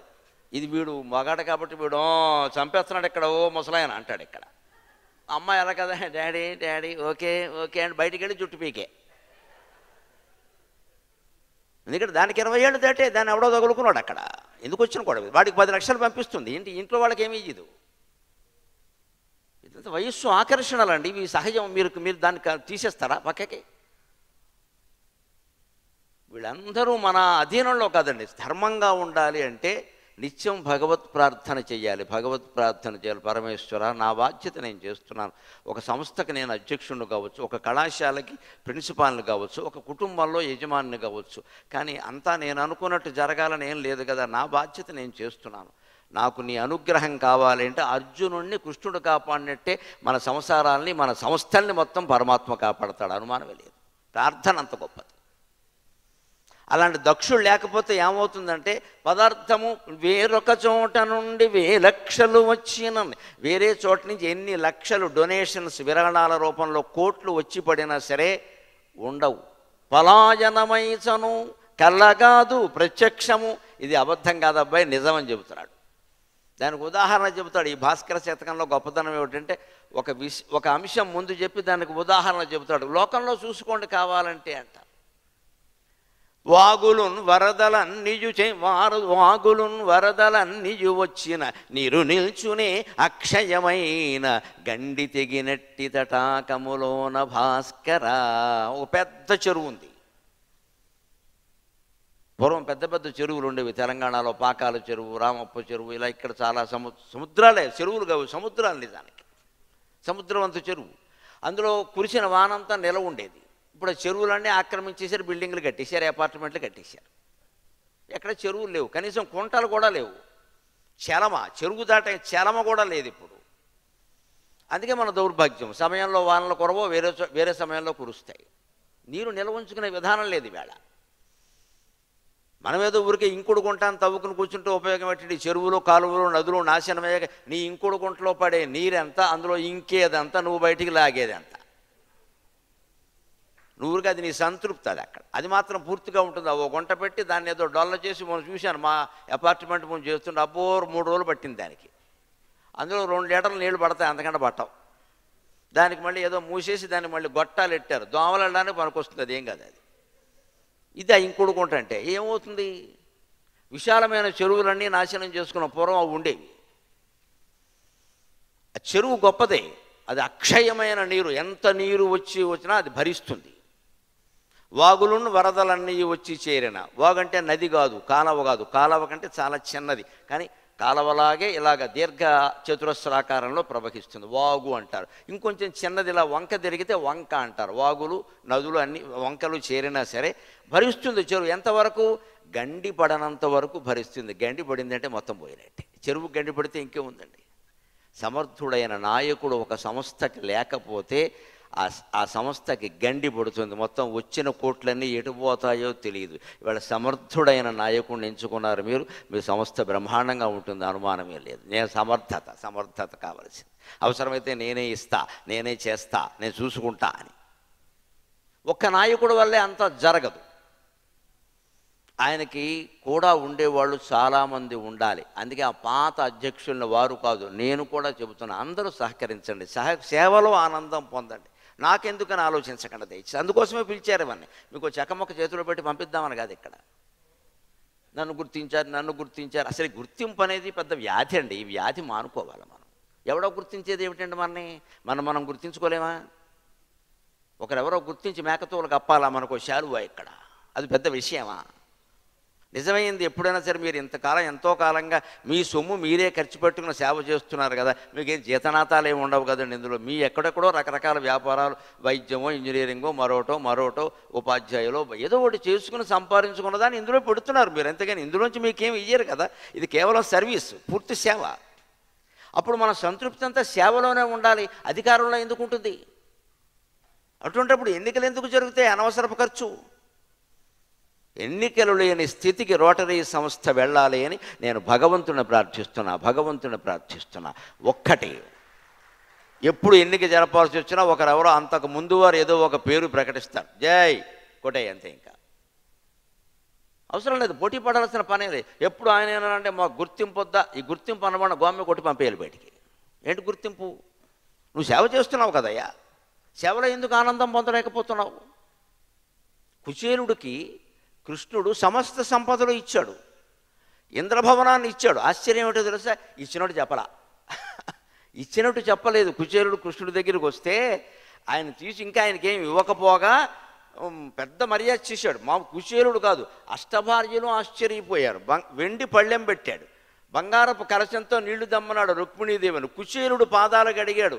ఈ పిచ్చి బ్రాహ్మణుడు చచ్చిపోతున్నాడు, దేవుడు పాదాలు కడుగుతుంటే ఏం చేయాలో తెలియక, మన ఇద్దరం ఫ్రెండ్స్ అయ్యా, కలిసి చదువుకున్నాం, దేవుడు అంటావేటి, వదిలేయవన్నీ, మన ఇద్దరం స్నేహితులం, నువ్వు నాకంటే బాగా చదువుకున్నావు అని కాళ్ళు గడిగాడు. ఇంత మర్యాద చేశాడు. 16 పదార్థాలతో భోజనం పెట్టాడు. ఆయన పట్టుకొచ్చిన అటుకులు కూడా లాగి తినేశాడు. ఆయనకి వెళ్ళేటప్పుడు కనీసం బస్సులో రిఫ్రెష్మెంట్స్ అయినా లేకుండా అటుకులు కూడా ఈయన లాగేశాడు. 1 రూపాయి ఇవ్వలేదు. భగవద్ అనుగ్రహం అలా ఉంటుంది. కృష్ణుడికి ఆనందం ఎక్కడుందంటే ఇచ్చినది చెప్పుకోవడంలో లేదు, ఇవ్వడంలోనే ఉంది. కుచేలుడు ఆశ్చర్యపడ్డాడు. పాపం అనుకున్నాడు, ఇక్కడ శ్రీనిధి ఇట్లు నన్నుపచరించి ఘనంబుగా విత్తమేమియున్నీని తెరంగుగానబడే ఎన్న దరిద్రుడు సంపదంతుడై కానక తన్ను కానడనిగాక. అంత లక్ష్మీపతి కదా, అతను ఏదో ఇస్తాడని వచ్చాను కదా నేను. వాళ్ళ భార్య ఉంది, కుచేలుడు భార్య మిసెస్ సోమాక్షి కుచేల, ఆవిడకి 27 మంది సంతానం. మరి వీళ్ళందరినీ ఎక్కడి నుంచి పోషించాలి? 27 వేరే పబ్లిక్ స్కూల్ అక్కల, వాళ్ళ ఇల్లే ఓ స్కూల్. అందులో 2 మీడియంస్ పెట్టచ్చు, తెలుగు మీడియం, ఇంగ్లీష్ మీడియం. 27 మంది. మరి ఈ సంతానాన్ని పోషించాలంటే ఏదో అదే పోషణ అవుతుందిలే అంటే ఆవిడ తోసి పంపించింది. ఆవిడ పంపించింది. ఇప్పుడు ఇంటికి ఏ మొహంతో వెళ్ళాను నేను? ఏమంటే మీ ఫ్రెండ్ దగ్గరికి వెళ్ళారు, ఆయన దేవుడు అంటున్నారు. దేవుడు పక్కనట్టండి, ఆయన సంపన్నుడు కదా, మీకు ఏమి ఇచ్చారంటే నేను ఏం చెప్పను అని ఆయన ఏమనుకున్నాడంటే, పాజిటివ్ థింకింగ్ అంటే అక్కడ ఉంటుందమ్మా. ఏమనుకున్నాడంటే ఆయన, అంత శ్రీనిధి అయిన వాడు నాకు వెండి పళ్ళెల్లో కాళ్ళు గడిగాడు, రుక్మిణీదేవి చేత బంగారపు కలశంతో నీళ్లు పోయించాడు, ఇంత చేసి నాకు డబ్బు ఇవ్వలేదే, బహుశా ఎందుకంటే ఇంతవరకు నేను పేదరికంలో ఉన్నాను కదా, ఒక్కసారిగా నాకు అష్టైశ్వర్యాలు ఇస్తే గర్వం వచ్చి భగవంతుణ్ణి మర్చిపోతానేమో, నేను అలా మర్చిపోకూడదన్న ఉద్దేశంతో నాకు ఇవ్వలేదు, అందుకని నాకు అక్కర్లేదు అనుకున్నాడు ఆయన. This is called positive thinking. పని జరిగినా జరగకపోయినా, ప్రయోజనం కలిగినా కలగకపోయినా, గుర్తింపు ఉన్నా లేకపోయినా, మన పనేదో మనం చేయడం, ఆ పనిలోనే ఆనందం పొందడం ఉందే, అది భగవద్గీత 18 అధ్యాయాల సారాంశం. 18 అధ్యాయాల సారాంశం. మీ చేతులతో ఒక అంధుడికి కళ్ళు వచ్చేలా చేస్తున్నారు, అప్పుడు మీకు కలిగిన ఆనందం ఇక్కడికి వచ్చి ఒక మొమెంటో చేతిలో పెడితే కలగదండి ఎప్పుడు కూడా. మీకు కూడా తెలిసేది. మీ చేతులతో రక్తదాన శిబిరాలు నిర్వహిస్తున్నారు, కొన్ని వేల మందికి రక్తం ఇవ్వడానికి ఇవాళ రోటరీ క్లబ్ ప్రధానమైన సాధనమైంది. అంతమందికి రక్తదానం చేస్తుంటే కలిగేటువంటి ఆనందం మనకిక్కడేదో ఓ దండేస్తే వచ్చేది ఏం లేదండి. ఇక్కడ ఆ దానంలోనే ఉంది ఆనందం అంతా అని కుచేరుడు అలా ఆలోచించాడు. బహుశా నాకు గర్వం వస్తుంది, నడమంత్రపు సిరి వస్తే ఎవరికైనా గర్వం పట్టేస్తుంది. మొదటి నుంచి ధనవంతులు అయితే పర్వాలా, మధ్యలో వచ్చేసరికి ఇంకా అంతకుముందు ఉన్న బంధువులందరూ చులకనగా కనపడతారు, ఆప్తులు చులకన ఎవుదురు అని. అలా వచ్చేస్తుంది. నేను చెడిపోకుండా ఉండాలనే ఉద్దేశంతోనే భగవంతుడు నాకు సంపదలు ఇవ్వలేదు తప్పితే నిజంగా నా మీద ఏమీ ద్వేషం కాదు ఆయనకి. సవ్యంగా ఆలోచిస్తే ఆశ్చర్యం ఏంటంటే, ఇంటికి వెళ్ళేసరికి ఇంద్రభవనం కనపడింది అక్కడ, అది కృష్ణుడు ఇచ్చాడు. ఇంత ఇచ్చిన కృష్ణుడు కుచేలుణ్ణి మళ్ళీ కలిసినప్పుడు ఎలా ఉంది ఇంద్రభవనం, ట్యాప్స్ అవి పనిచేస్తున్నాయా, వాష్ బేసిన్ బాగుందా అని అడగలేదు ఇక్కడ. ఎందుకంటే ఆయనకి ఏ గుర్తింపు కోరుకోలేదు. ఆయన నా మిత్రుడు, పేదవాడు, ఎంతో కాలం క్రితం నాతో కలిసి చదువుకున్నాడు, ఇంతకాలం ఆయన బతుకుతున్నాడు, బాగానే ఉన్నాడు అనుకున్నాను. లేదు, ఈవేళ నా దగ్గరికి వచ్చాడు, నేను ఇచ్చాను. దీని గుర్తింపు ఏమిటి? తన మిత్రుడు పేదవాడు ధనవంతుడయ్యానే సంతృప్తి పడ్డాడు కానీ కృష్ణుడు గుర్తింపు కోరుకోలేదండి. అందరూ ఉన్న అధ్యక్షులు, పాత అధ్యక్షులు, రాబోయే అధ్యక్షులు అందరూ సంతృప్తిగా ఉండండి, సంతోషంగా ఉండండి, అదే గుర్తింపు. మనం చేస్తున్నావా లేదా లేకపోతే ఇన్ని వేల మంది సభ్యులు ఉంటే 100 మందో 200 మందో పనిచేయడం ఏంటంటే మిగిలిన వాళ్ళు ఎందుకు చేయట్లా? లోపల ఒకటే బాధ. భీష్ముడి నాయకత్వంలో ఉండగా ద్రోణాచార్యుడు సరిగ్గా యుద్ధం చేయలా. ఆయన సరిగ్గా చేస్తుంటే అప్పుడే జరిగింది భీష్మ పర్వం. 10 రోజుల యుద్ధంలో చనిపోయిన పాండవ సేనా నాయకుడు ఒక్కడు కూడా లేడు. ఎవరు చనిపోయిన వాడు అంటే ఉత్తరుడు ఎంత పరాక్రమవంతుడో మాయాబజార్ సినిమా చూడొచ్చు. ఆయన ఒక్కడే పాండవ పక్షంలో చనిపోయింది, ఆయన ఒక్కడేనా? ఎందుకంటే ద్రోణాచార్యుడు, కర్ణుడు లేనే లేడు, ఆయన ఏదో పంతం పట్టాడు. భీష్ముడు ఉన్నంత వరకు నేరా, ఇందుకే కౌరవులు ఎవరు గెలవలా.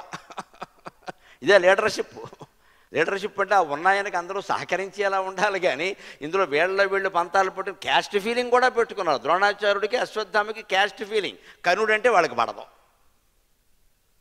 వీడికో ఫీలింగ్, వాడికి మిగిలిన వాళ్ళంటే పడదు. ఇన్ని ఫీలింగ్స్ పెట్టుకున్నా ఇంకా దుర్యోధనుడు ఎందుకు గెలుస్తారంటే వాడు ఎంతకంటే అమాయకుండా ఏదని చెప్పాలంటే వీళ్ళని నమ్ముకున్నాడు వాడు. ఇందులో ఎవడూ సరిగ్గా పనిచేయలే. అందుకే మనం అధ్యక్షునికి అందించే సహకారం ఎలా ఉండాలంటే ఆయన అందుకునే విధానం కూడా ఎలా ఉండాలంటే ఆరయ్యనే అంతనే రూపరించిన అధ్యక్షుడిగా ఉన్నవాడు ఎంత నేర్పరి అయినా కావచ్చు, ఎన్ని లీడర్షిప్ క్వాలిటీస్ అయినా ఉండొచ్చు, ఎన్ని నాయకత్వ లక్షణాలైనా ఉండొచ్చు, ఎంత ఆత్మవిశ్వాసమైనా ఉండొచ్చు, కానీ తనకి సాయం చేసేందుకు కనీసం 10 మంది మనుషుల్ని మంచి వాళ్ళని పెట్టుకోవాలి, లేకపోతే పనులు నడవు. ఆరయ్యను ఎంతనే రూపరించిన వాణి దాపునన్ గౌరవమొప్పగూర్చు అధికారి మనుష్యుడు లేక మెలుచే కోరదు అదెట్లో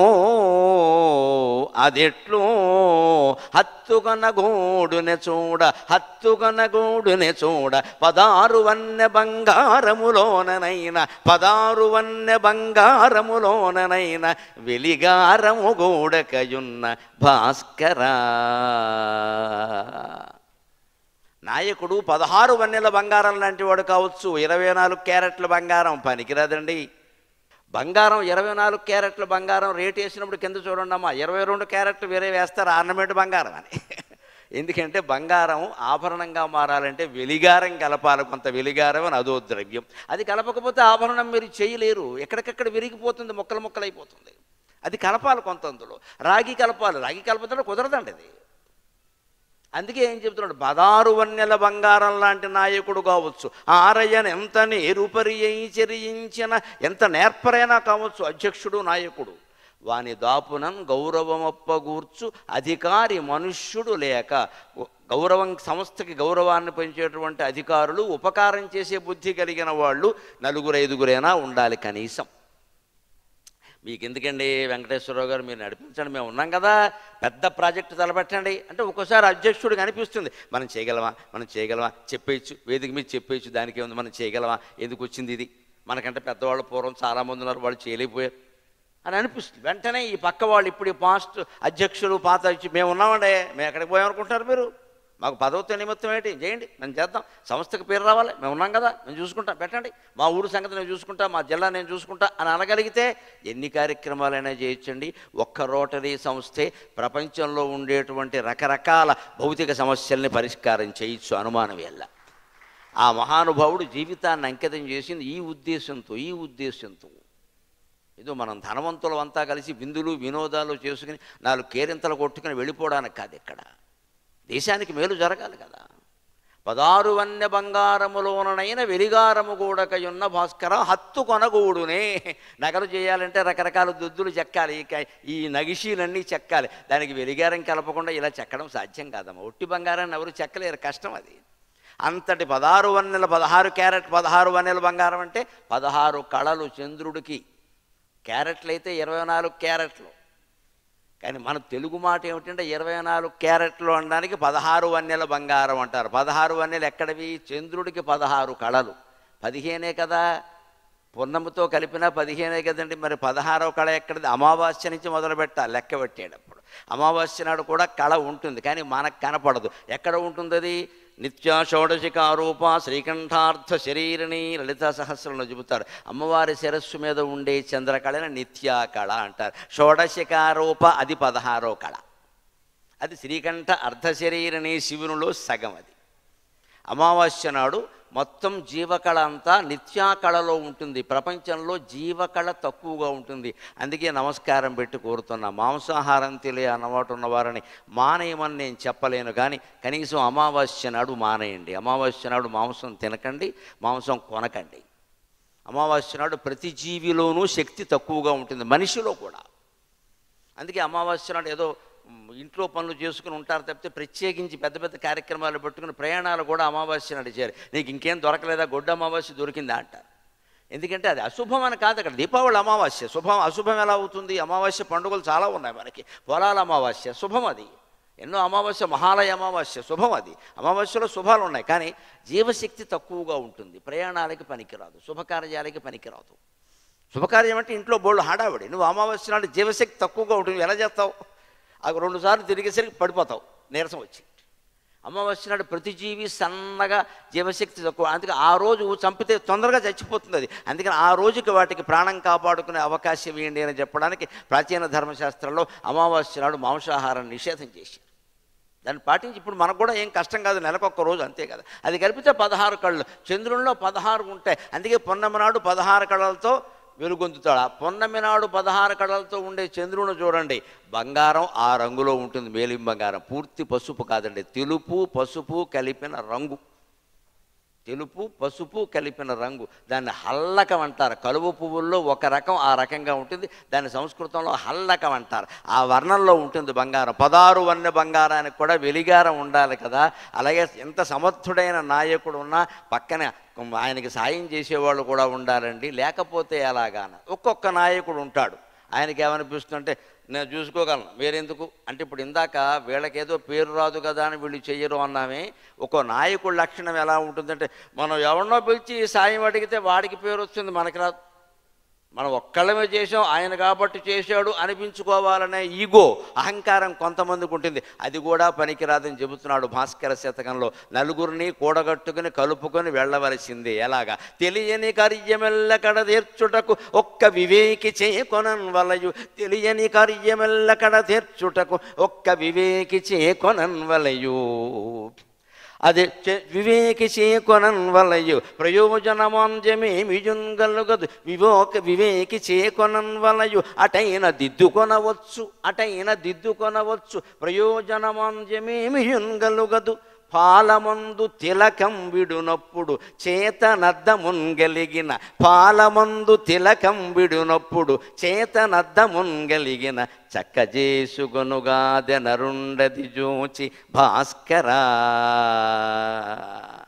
ఒక్కొక్క నాయకుడికి మామూలుగానే ఆయన మామూలుగా నాయకత్వ పదవిలో లేనప్పుడే అహంకారం ఉంటుంది ఎంతో కొంత. ఆ పదవి కూడా వచ్చింది అనుకోండి, కోతి కొబ్బరికాయ దొరికినట్టే. ఇంకా కోతి కొబ్బరికాయ. ఇంకా నన్ను ఎవడేమంటాడు, నేనయ్యా, నేను నాయకుడు, నా ఇష్టం, దున్నేస్తా. వీడు దున్నేవాడు పైన ఒకడు ఉన్నాడని వీడికి తెలియదు అని ఎవరిని సాయం కూడా అడగడు. కుటుంబ సభ్యులను కూడా నమ్మడు. ఎవరిని రానివ్వడు, దగ్గరికి ఎదగనివ్వడు. ఆ ఫీల్డ్లో, ఆ రంగంలో ఎదగనివ్వడు అసలు. వీడు వస్తే నాకు పోటీ అయిపోతాడేమో. అందుకని వాడు సేవా కార్యక్రమాలు చేసినా చెయ్యనివ్వడో. ఎందుకంటే ఆయన చేస్తే రేపొద్దున ఆయన ఎందుకుంటారేమో, మన కాదని, మనవాడిని కాదని, ఇవన్నీ ఉంటాయి. దీనికి కూడా మనకి సాహిత్యమే పరిష్కారం. దానికి చెబుతున్నాడు చక్కగా. మనం బొట్టెట్టుకుంటున్నామండి. పెట్టుకుంటున్నావా? నమస్కారం అమ్మ. చాలామందికి చెప్పాలి. బొట్టు లేని మొహాలు కూడా కనపడుతున్నాయి. బొట్టు పెట్టుకోవడం హిందూ సంప్రదాయం. ఆ మాటకు వస్తే మానవ సంప్రదాయం. బొట్టు ఎందుకంటే ఏదో పూస్త్రీని, భర్త బతుకుంటాడు, ఈ మాటలన్నీ చెప్పకండి. ఇవన్నీ చిన్న విషయాలు. అవి భర్త లేకముందు కూడా బొట్టు ఉంది. చిన్నపిల్లలకు బొట్టు బెటరేటి. భర్త పోతే తీసేయవలసిన అవసరం కూడా లేదు. ఏ శాస్త్రంలో చెప్పలేదు ఆ విషయాన్ని. భర్తకి బొట్టుకి ఏమీ సంబంధం లేదు. బొట్టు ఎందుకోసం అంటే ఇక్కడ ఉండే ఆజ్ఞాచక్రం, కమాండింగ్ సెంటర్, అది ఎరుపు రంగులో ఉంటుంది. అది అమ్మవారి యొక్క శక్తి. స్త్రీకి పురుషుడికి కాదు, సమస్త జీవరాశికి, జంతువులకు కూడా ఉంటుంది. అవి గ్రహించలేవు, మనం గ్రహించగలం. మానవ జన్మ గొప్పతనం అంతా అదే. అందుకని స్త్రీలు కాదు, పురుషులు కూడా బొట్టు పెట్టుకోవాలి. ఇక్కడే పెట్టుకోవాలి. ఎరుపు రంగే పెట్టాలి. ఆకుపచ్చ చీర కడితే ఆకుపచ్చ బొట్టు, నీలం చీర కడితే నీలం బొట్టు కుదరదు. ఇదంతా డ్యాన్స్ కార్యక్రమం. మ్యాచింగ్ కాదు బొట్టు అనేది.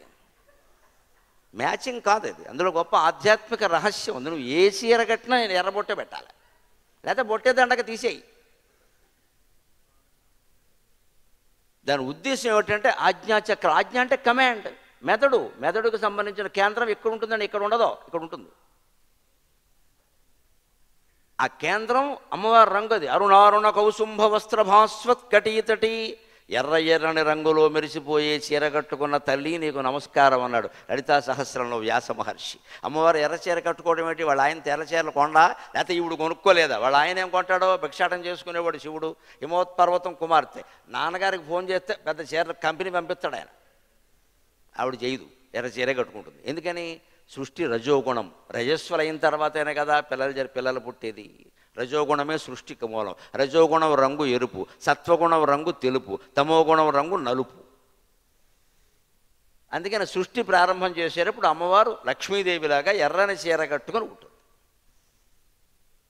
ఆ సృష్టిలో ఉన్నటువంటి మనం ఈ ఎర్రని చీర, ఎర్ర సంకేతంగా ఎర్రబొట్టు ఇక్కడ పెట్టుకుంటే, రోజు బొట్టెట్టుకునేటప్పుడు ఏం చేయాలి? ఇగో నిన్న పెట్టుకున్నాం, మొన్న పెట్టుకున్నాం, 60 ఏళ్ళుగా పెట్టుకుంటున్నాం. ఏమి సాధించాం? బొట్టెట్టుకోవడమేనా? ఇంకేమైనా సాధించామా? ఆ బొట్టు చక్కగా ఉందా లేదా? అదేనా? ఇంకేమైనా ఉందా? ఆజ్ఞాచక్రాన్ని కనుక్కోవడానికి మనం ఏమైనా ప్రయత్నం చేశామా అని ఏ రోజుకు ఆ రోజు మనిషి ఆలోచన చేయాలి. అది మన బొట్టులో ఉండే రహస్యం. ఇది ప్రపంచంలో ఒక్క హిందూ సంప్రదాయంలో మాత్రమే ఉంది. ఇది మిగిలిన చోట మీకు కనపడదు. ఆధ్యాత్మిక రహస్యం అది. దానికి ఈయనేం చెబుతున్నాడంటే, పోనీ బొట్టెట్టుకుంటున్నావయ్యా, పోనీ బొట్టు కాకపోతే మిగిలిన మేకప్లు ఏవో చేసుకున్నామండి. మేకప్ దగ్గర ఏ సామానైనా లేకపోవచ్చు, కానీ అద్దం లేకుండా ఉంటుందా? అద్దం లేకుండా మేకప్ ఏమిటండి? అద్దమే కదా. ఆ అద్దం ముందు నుంచుంటే మనకు అసలు ఒళ్ళు తెలియదు కదా. అందుకే తెలుగులో సామెత చెబుతారు, మైకు ముందు నిలబడిన మగవాడికి అద్దం ముందు నిలబడిన ఆడదానికి ఒళ్ళు తెలియదుట. వీడు ఏం మాట్లాడతాడో వీడికి తెలియదు, ఆవిడ ఎందుకు నిలబడిందో ఆవిడకే తెలియదు. ఇంకా ఇంకా ఇంకా ఇంకా అందం, ఇది కూడా తగ్గించుకోవాలమ్మా. మహిళలందరికీ నమస్కారం పెట్టి కోరుతున్నా. నీ అందం అంతా ఆత్మ సౌందర్యంలో ఉంటుందమ్మా, శరీర సౌందర్యంలో ఉండదు. ఖచ్చితంగా ఆత్మ సౌందర్యం. ఒక్కరు చప్పట్లు కొట్టారు, వారికి నమస్కారం పెడుతుంది. నచ్చవు, నాకు తెలుసు ఈ మాట ఎవరికీ నచ్చదు, అయినా నేను చెబుతా. నాకెందుకో నచ్చని మాటలు చెప్పడం నాకు బాగా నచ్చుతుంది. మేకప్ అంటే ఏంటంటే ఒకసారి ఆలోచించండి. ఏమిటి మేకప్? పైన రంగు వేస్తే మేకప్ ఆలోచన లేదా? You should make your self up, that is called makeup. That is called makeup. నువ్వు నిన్నటికంటే ఈవేళ ఏమన్నా ఎదిగావా? నిన్నటికంటే ధైర్యంగా ఉన్నావా? నిన్నటికంటే సత్యానికి కట్టుబడ్డావా? నిన్నటికంటే ధర్మంగా ఉన్నావా? ఏమీ లేదే, ఏమీ లేదే. నిన్న అప్పడంలా ఉన్నావు, ఈవేళ పాపడాలా ఉన్నావు. రెండు ఒకటే. ఏం మేకప్? ఎందుకు ఈ మేకప్? దీనికోసం గంట, దీనికి మళ్ళీ మనం చేసుకోం కదా. మళ్ళీ ఒకళ్ళు సేవకులు ఇక్కడ బ్యూటీషియన్, వారు మళ్ళీ ఇంటికి రావడం వెళ్ళడం, ఓ పెద్ద హంగామా. ఎందుకు చేస్తున్నాం మనం? అసలు మన మేకప్ అంటే you should make your self up. నిన్ను నువ్వు ఉన్నతంగా తీర్చిదిద్దుకోవడం మేకప్. కానీ ఒకరికి రంగులు వేసుకోవడం మేకప్ ఏమిటంటే దరిద్రపు లక్షణం. ఎందుకు వేసుకోవాలి? మొహం కడుక్కుంటా బొట్టెట్టుకు వస్తాం అంతే. ఇక్కడ అందం విద్యలో ఉంటుంది, అందం తెలివిలో ఉంటుంది. మొత్తం సంస్థకి విద్వత్ అని పేరు పెట్టారు. అందుకోసం నేను ఇక్కడికి వచ్చా. విద్వత్ ఉండాలి. ఇది నార్మల్లే సంస్కృతమో తెలుగు కాదు, మీరు ఇంగ్లీష్ చదువుకోండి, సైన్స్ చదువుకోండి, ఏదైనా సరే అందులో విద్వత్ ఉండాలి. నన్ను మించిన వాడు ఎవడు లేడే, నేను అలా చదువుకుంటా అన్నట్టుగా ఉండాలి. అప్పుడు మీ అందం అనుకోకుండా పెరుగుతుంది. ఆత్మవిశ్వాసం కలిగించినటువంటి అందం వేరే దేనివల్ల రాదండి. అందంగా ఉన్న వాళ్ళందరూ ఆనందంగా ఉంటారో లేదో చెప్పలేం, కానీ ఖచ్చితంగా చెబుతా ఒక మాట, ఆ ఆనందంగా ఉన్న వాళ్ళందరూ అందంగా ఉంటారని ఖచ్చితంగా. నీ ఆనందానికి నీ మేకప్ అవసరం లేదు అసలు. నీ మేకప్ రంగుల మీద, నీ డ్రెస్ మీద, నీ హెయిర్ స్టైల్ మీద ఆధారపడింది. అంటే you are losing your self confidence. నీ వస్త్రాల మీద, నీ జుట్టు మీద, అథవా వెంట్రుకల మీద నీ అందం ఆధారపడి, వెంట్రుక మొక్క అంటారు దీన్ని. ఇక్కడ దాని మీద మన అందం ఆధారపడడం ఏంటి?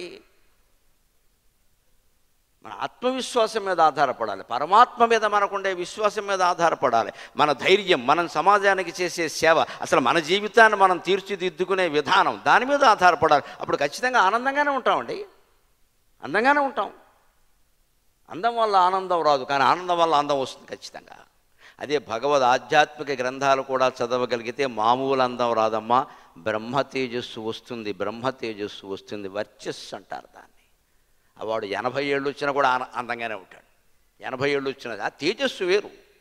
అది శరీరంలో అన్ని అవయవాల్లోకి అది ప్రసరిస్తుంది ఆ తేజస్సు. అప్పుడు ప్రతి అవయవం అందంగానే ఉంటుంది. ఆ రకమైన ఆధ్యాత్మిక శిక్షణ పొందాలి.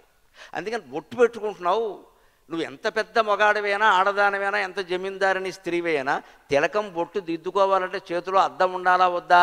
నాకెవరు సాయం అవసరం లేదు, నేను బొట్టెట్టుకుంటా అంటే నుదుటి మీద పెట్టే బొట్టు నెత్తి మీద పెడతావు, ముక్కు మీద పెడతావు. అయితే అద్దం పట్టుకుంటేనే మనకి సరిగ్గా రాదే. అందుకని నుదుటి మీద బొట్టు పెట్టుకునేప్పుడు అద్దం పట్టుకుంటే వచ్చిన నష్టం ఏం లేదు కదా. పాలమందు తిలకంబుడినప్పుడు చేతనద్దముంగలిగిన చక్క చేసుకొనగాదే నరుండది జోచి భాస్కరా. అలాగ నాయకుడైన వాడు ఇతరుల సహాయం తీసుకోవాలి. అందుకే వెంకటేశ్వరరావు గారు పాత అధ్యక్షులందరినీ పిలిపించారు. ఎందుకంటే గర్వంతో కాదు, మరో దాంతో కాదు, నా హయాములో ఇది జరిగిందని చెప్పుకోవడానికి కాదు, మీ నుంచి నేను సహాయం అర్థిస్తున్నా అని చెప్పడానికి. ఎందుకంటే మీ జిల్లాలు ఆంధ్రప్రదేశ్ జిల్లాలు కావు, ఉమ్మడి జిల్లాలు కూడా కావు. మీకు ఇచ్చాపురం నుంచి విజయవాడ వరకు ఒకటే జిల్లా. ఇంత జిల్లా ఎలా నడిపిస్తారు అసలు? దీనిలోగా కొన్ని వందల వేల సంస్థలు ఉంటాయి. ఇవన్నీ ఎవరు నడపాలి? వారు ఒక్కరు అంతా తిరగలేరు కదా, ఆ దంపతులు తిరగలేరు కదా. ఆ ఊళ్ళల్లో ఎవరెవరు ఉంటారో వారు బాధ్యత వహిస్తే అయిపోతుంది. దానికేముంది? నాకు పదవి లేదు కదా, నేను ఎందుకు వహించాలంటే అలాగా. ఇంకో మాట కూడా చెబుతా. కొంతమందికి అనిపిస్తుంది కాకుండా పాత అధ్యక్షులకి, ఇతరులకి, ఇదివరకున్న డబ్బు నా దగ్గర లేదండి, ఇదివరకున్న ఓపిక నా దగ్గర లేదండి, మనం చేయలేమండి అని కూడా అనిపిస్తుంది. కానీ ఎంత ఓపిక ఉందో అంతవరకు చేయొచ్చు. సన్నుత కార్యదక్షుడు ఒక ఛాయ నిజప్రభ అప్రకాశమయ్యున్నప్పుడైన, సన్నుత కార్యదక్షుడు ఒక ఛాయ నిజప్రభ అప్రకాశమయ్యున్నప్పుడైన, లోకులకు ఉండొక మేలునరించు, లోకులకు నుండొక మేలునరించు, లోకులకు నుండొక మేలొనరించు సత్వసంపన్నుడు భీముడు, సత్వసంపన్నుడు భీముడు, ఆ ద్విజుల ప్రాణముగావడే ఏకచక్రమందు. సత్వసంపన్నుడు భీముడు, ఆ ద్విజుల ప్రాణముగావడే ఏకచక్రమందు. ఎన్నికగా బకాసురుని ఏపున రూపడగించి భాస్కరా. మన దగ్గర డబ్బు లేకపోతే శరీర బలం ఉంటుంది, శరీర బలం కూడా లేకపోతే బుద్ధి బలం ఉంటుంది. ఏదో ఒకటి ఉంటుందండి. విద్యాబలం, శరీర బలం, ధన బలం అన్ని బలాలే. ఏదో రకంగా చేయొచ్చు. నాకు లేదు, ఇదివరకు అధికారం లేకపోగా నా దగ్గర డబ్బు లేదు, ఓపిక లేదు, ఓపిక ఉన్నంత వరకే చేయొచ్చు. అప్పుడు 80 దాటినే చేయొచ్చు. ఇందాక చెప్పానంటే యంగ్ ఓల్డ్ అని చెప్పారు కదా, ఓల్డ్ యంగ్ అని చేయొచ్చు. 60 దాటగానే ముసలాళ్ళం అయిపోయాం అనుకోకల. ఆ శక్తిని, ఆ శౌర్యాన్ని సమాజం కోసం వినియోగించవచ్చు. 60 ఏళ్ళు దాటిన వాళ్ళు కూడా చేయొచ్చు ఆ పని. 75 ఏళ్ల వరకు చేయొచ్చు. అభ్యంతరం అదే వారు చెప్పింది. యంగ్ ఓల్డ్ ఏజ్ అనడంలో వారి ఉద్దేశం అది. మీరు మూసేసుకోక్కర్లేదండి. ఇక్కడ భోగాలు తగ్గించుకోండి, లైంగిక వాంఛలు తగ్గించుకోండి. ఇంకా ఊరికి కుటుంబం గురించి తాపత్రయపడితే ఇంకా చచ్చిపోయే ఉద్యోగం అయిపోయింది, కుటుంబం పెద్దవాళ్ళు అయిపోయారు, పిల్లలు కోడళ్ళు వచ్చేసారు, అల్లుళ్ళు వచ్చేసారు, వాళ్ళ ఏడు గొడవలు వాళ్ళు ఉన్నారు, నీకెందుకు ఇంకా ఇందులో చేరదా? పైగా ఈ వీరు నడిపిస్తున్న క్లబ్ గురించి నేను విన్నా, ఇందాక ఒక క్లబ్ గురించి నేను విన్నా, దంపతులు ఇద్దరిని సభ్యులుగా చేర్చుకుంటారట. అది మంచిది, అది అందరూ చేయండి ఆ పని. దంపతులు ఇద్దరిని చేసుకోవాలి. అప్పుడు ఇంకా ఎవరు చేసే దానానికి, ఎవరు చేసే సేవకి రెండో వారు అభ్యంతరం పెట్టే పరిస్థితి ఉండదండి. లేకపోతే రోటరీ క్లబ్ లాంటి వాటిలో పెద్ద సమస్య ఏంటంటే, ఈ మగాడు ఇక్కడ విశాఖపట్నం అని శ్రీకాకుళం అని తిరుగుతూ ఉంటాడు, ఆవిడ ఇంట్లో కూర్చుంటుంది. అక్కడ ఆవిడ ఇంటి దగ్గర నుంచి ఎవరికో తోడుకోళ్ళకి ఫోన్ చేసి, మీ బావ సంగతి నీకు తెలుసుగా, అలా తిరుగుతూ ఉంటాడు నోటరీ అని. ఎందుకంటే రోటరీ బదులు ఇంట్లో నోటరీ పట్టుకున్నా బాగుండేది, లాయర్లాగా 4 డబ్బులు వచ్చేది. తిరుగుతూ ఉంటాడు, ఎప్పుడో వస్తాడో, వీళ్ళ కోసం మనం చూడాలి ఇక్కడంట. ఆవిడ కూడా ఇందులో భారేసామనుకో గొడవలేదు, దొందే. ఇది సుఖమైన ఉపాయం. నాకు ఇందాక కారులో వస్తుంటే చెప్పారు ఆయన, ఇది మంచి ఉపాయం రా అనుకున్నాను. ఎవరిని అనడానికి ఏం లేదు ఇక్కడ. పైగా దానం విలువ, దానివల్ల కలిగే సంతృప్తి విలువ ఆడవాళ్ళకి మగవాళ్ళకి ఇద్దరికీ తెలుస్తుంది కాబట్టి మరింత బాగా జరుగుతుంది. పైగా మన శాస్త్రం స్పష్టంగా చెప్పినమాట, నువ్వు 10,000 దాటి, ఈ రోజుల లెక్క ప్రకారం 10,000 దాటి ఎవరికైనా దానంగాను ధర్మంగాను చేస్తే ఖచ్చితంగా జీవిత భాగస్వామికి చెప్పాలి, భార్య అయినా భర్త అయినా. ఏదో 1,000-2,000 వేరే విషయం, చిల్లర అదంతా. ఈ రోజుల్లో 10,000 దాటి ఎవరికైనా ఇచ్చామంటే భార్యకి చెప్పాలి. ఎందుకంటే ఈ మొగాడు ఈ వేదికల మీద పేరు కోసం, ప్రతిష్ట కోసం ఇళ్ళు వాకిళ్ళు రాసేస్తూ ఉంటాడు ఇక్కడ ఔదార్యంగా. తర్వాత భార్య పిల్లలు రోడ్డు మీద పడతారు. వీళ్ళు ఇక్కడ మొత్తం అంతా తగలబెట్టాడు, ఎలా ఉన్నాం అంటారు. ఇక్కడ పోయిన వాడి కోసం ఏడవడం మానేసి ఈ రకంగా ఎడుగుతారు. ఎందుకు ఆ పేరు తెచ్చుకోవాలి? శాస్త్రం సంప్రదాయం చాలా స్పష్టంగా ఉంటుందమ్మా. మన భారతీయ ధర్మశాస్త్రం ఏ వ్యక్తికి కీడు కలిగితే అంగీకరించదు. సర్వే జనా సుఖినో భవంతు, అదే మన శాస్త్రం. సర్వేపి సుఖినస్సంతు సర్వే సంతు నిరామయ. అనుమతి తీసుకోమన్నారు, భార్యకి చెప్పు. అంతగా ఆవిడ ఏదైనా ఏమండి పిల్ల పెళ్ళుంది, ఇప్పుడు మీరు ఇలాంటి ఖర్చు పెట్టుకుంటే అలాగే దానం చేయకపోతే నష్టం అంటే ఆపేయి. పిల్ల పెళ్ళే ముఖ్యం. కుటుంబ బాధ్యతలు వదిలి సమాజ సేవకు తిరగడం ఏంటండి?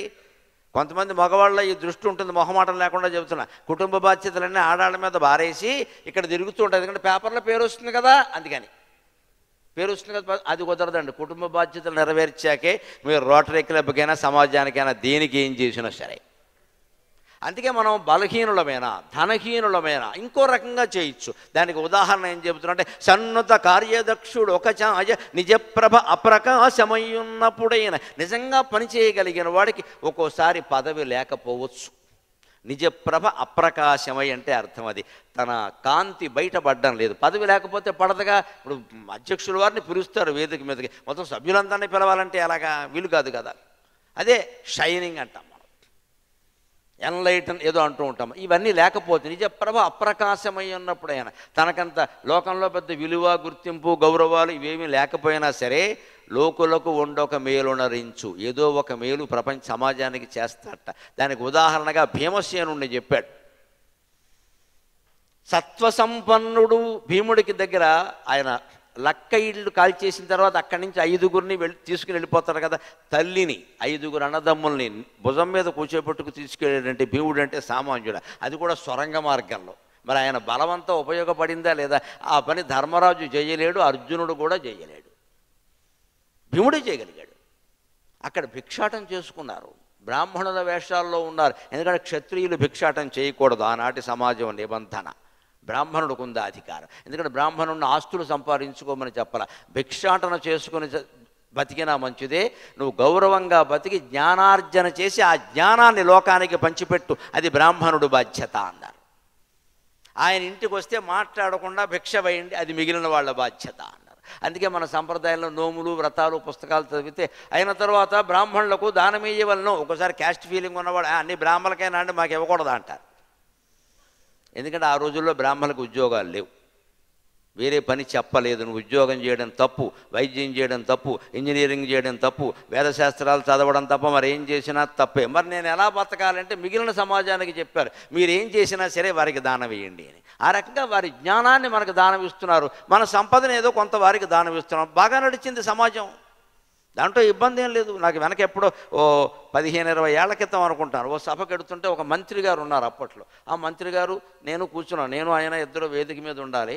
ఆయన BCD ఊరికే లెక్క కోసం చెబుతున్నా. మంత్రి గారు ఉన్నారు. వచ్చాక నరసింహరావు గారు నాకు ఎప్పటి నుంచో ఒక డౌట్ అండి, మిమ్మల్ని అడుగుదామని. అడగండి, దానికే ఉందన్న. పురాణాల్లో అన్ని దానాలు బ్రాహ్మణులకే ఎందుకు చెప్పారండి, మాకు BCDకి ఎందుకు చెప్పలేదు అన్నాడు. అది మిగిలిన క్యాస్ట్ వాళ్ళకి కూడా చెప్పచ్చు కదని అంటే నేను అన్నాను, ఇప్పుడు మీరు మంత్రి పదవి నాకు ఇవ్వండి, నా దానం మీకు ఇస్తానని చెప్పాను. మరి మాకు మంత్రి పదవులు ఎందుకు లేవండి? ఇవ్వరండి. ఎవరికి ఏమి ఇస్తారో అవే ఇస్తారు, ఉంది కదా. ఇప్పుడు మీరు ఫలానాది కాబట్టి మీకు ఇచ్చారండి రిజర్వేషన్ కేటగిరీలో, లేకపోతే మీకు రాదు కదా. అంటే మాకు ఆ రిజర్వేషన్ లేదు కదా, అందుకని మాకు ఇదే గతి చెప్పారండి, మమ్మల్ని ఏం చేయమంటాం. మనకేదో ఎవరికో ఏదో వచ్చేసింది, మనకేదో లేదనుకుంటాం, కానీ వాళ్ళు నానాయాతనలో పడుతున్నారు అక్కడ. అంతటి భిక్షాటన చేసుకునే స్థితిలో ఉన్నప్పుడు కూడా కుంతీదేవి పాటించిన న్యాయం ఏమిటంటే, భీముడు బలవంతుడు కాబట్టి అతనికి బలమైన తిండి పెట్టాలని పట్టుకొచ్చిన అన్నంలో సగం వాడికే పెట్టేది, సింహభాగం సగం. మిగిలిన సగాన్నే 5 భాగాలు చేసేది. 4 పాండవులు తను తినేవారు. ద్రౌపదీదేవి కాపురానికి వచ్చాక కూడా ఆవిడ చెప్పింది ఏమిటి అంటే, అంతటి మహారాజు కన్య వీళ్ళు భిక్షాటం చేసుకునే ఇంటికి వచ్చిందండి. మన ప్రాచీన కాలంలో ఉండే కుల సామరస్యం కోసం ఒక్క మాట చెబుతా. ద్రౌపదీదేవి కాపురానికి వచ్చినప్పుడు 5 పాండవులు ఎక్కడున్నారో తెలుసా? కుమ్మరాయన ఇంట్లో ఉన్నారండి. కుమ్మరాయన ఇంట్లో ఉన్నారండి. ఇంతటి బ్రాహ్మణ వేషాల్లో ఉన్నవాళ్ళు కుమ్మరాయన ఇంట్లో ఉన్నారు, నేల మీద పడుకున్నారు. అక్కడికి ద్రౌపదీదేవి కాపురానికి వచ్చేసింది. నేను ద్రుపద మహారాజుని మా డాడీ మోస్ట్ రిచ్ పర్సన్ అని అనలేదు ఇక్కడ. ఇవన్నీ కుదరవు, నువ్వు పెళ్లి చేసుకున్నావంతే వెళ్ళిపోవలసిందే. వచ్చేసింది వెంటనే. ఇక్కడ ద్రుపద మహారాజు చెప్పకల వెంటనే కుంతీదేవిని అన్నం పట్టుకొచ్చాడు. భిక్షాటం చేసిన అన్నం పట్టుకొస్తే కుంతీదేవిని అడిగింది, అత్తగారిని అడగాలి కదా, ఏం చేయమంటావు అంటే, ఇది వరకు 6 భాగాలు చేసేవాళ్ళం అమ్మ, ఇప్పుడు 7 భాగాలు చేయి, అంతకంటే ఉంది, నువ్వు వచ్చావు కదా. అందుకని కూడా ఏం చెప్పింది, ఈ మొత్తం తెచ్చిన దాన్ని సగం చేసేయమ్మ, సగం భీముడికి పెట్టే, నీకు తెలియదు వాడి సంగతి. వాడికి తిండి తగ్గువైతే మనం బతకలేం, వాడి శక్తికి తగిన తిండి వాడికి ఉండాలి కదా. మిగిలిన దాన్ని 6 భాగాలు చేయమ్మా, 4 నా కొడుకులు ఉన్నారు, నేనున్నా, నువ్వు ఉన్నావు కదా అని చెప్పింది. అలాగే చేసింది ఆవిడ, అలాగే పడుకుంది. అంత ఖచ్చితంగా ధర్మాన్ని పాటించారు. అలా సగం మెతుకులు తిన్న భీముడు చేసిన పని ఏమిటి అంటే, ఏకచక్రపురాన్ని బకాసురుడు అనేవాడు మొత్తం రోజుకో మనిషిని, 2 దున్నపోతుల్ని, బండెడు ఆహారాన్ని మొత్తం తినేసి గ్రామం అంతా ఖాళీ చేసేస్తుంటే, ఈ కుంతీదేవి వెళ్ళి పాపం ఒకరోజు ఒక సంసారం దంపతుల వాటా వచ్చింది. వాళ్ళ పిల్లాన్ని పంపాలా అని వాళ్ళు నానా బాధపడుతుంటే అక్కడికి వెళ్ళి ఆవిడంది, నేను మా అబ్బాయిని పంపిస్తానందండి. అది త్యాగం, కుంతి త్యాగం అంటే అది. నేను మా అబ్బాయిని పంపిస్తా. అప్పుడు కూడా ఏం చెబుతుందంటే, అదేమిటమ్మా నీ కొడుకు మాత్రం కొడుకు కాదా, ఎవరికైనా కొడుకే కదా అంటే, లేదమ్మా నీకు ఒక్క కొడుకే ఉన్నాడు, నాకు 5 కొడుకులు ఉన్నారు కదా, నేను ఒక్కడిని పంపిస్తానంటుందండి. అది కుంతీదేవి, భారతీయ నారీమణుల్లో ఆదర్శ నారి కుంతీదేవి. కుంతీదేవి అనగానే పెళ్లి కాకముందే ఎవరినో కింద ఏదో పెంట మాటలు మాట్లాడటం కాదు ఇక్కడ.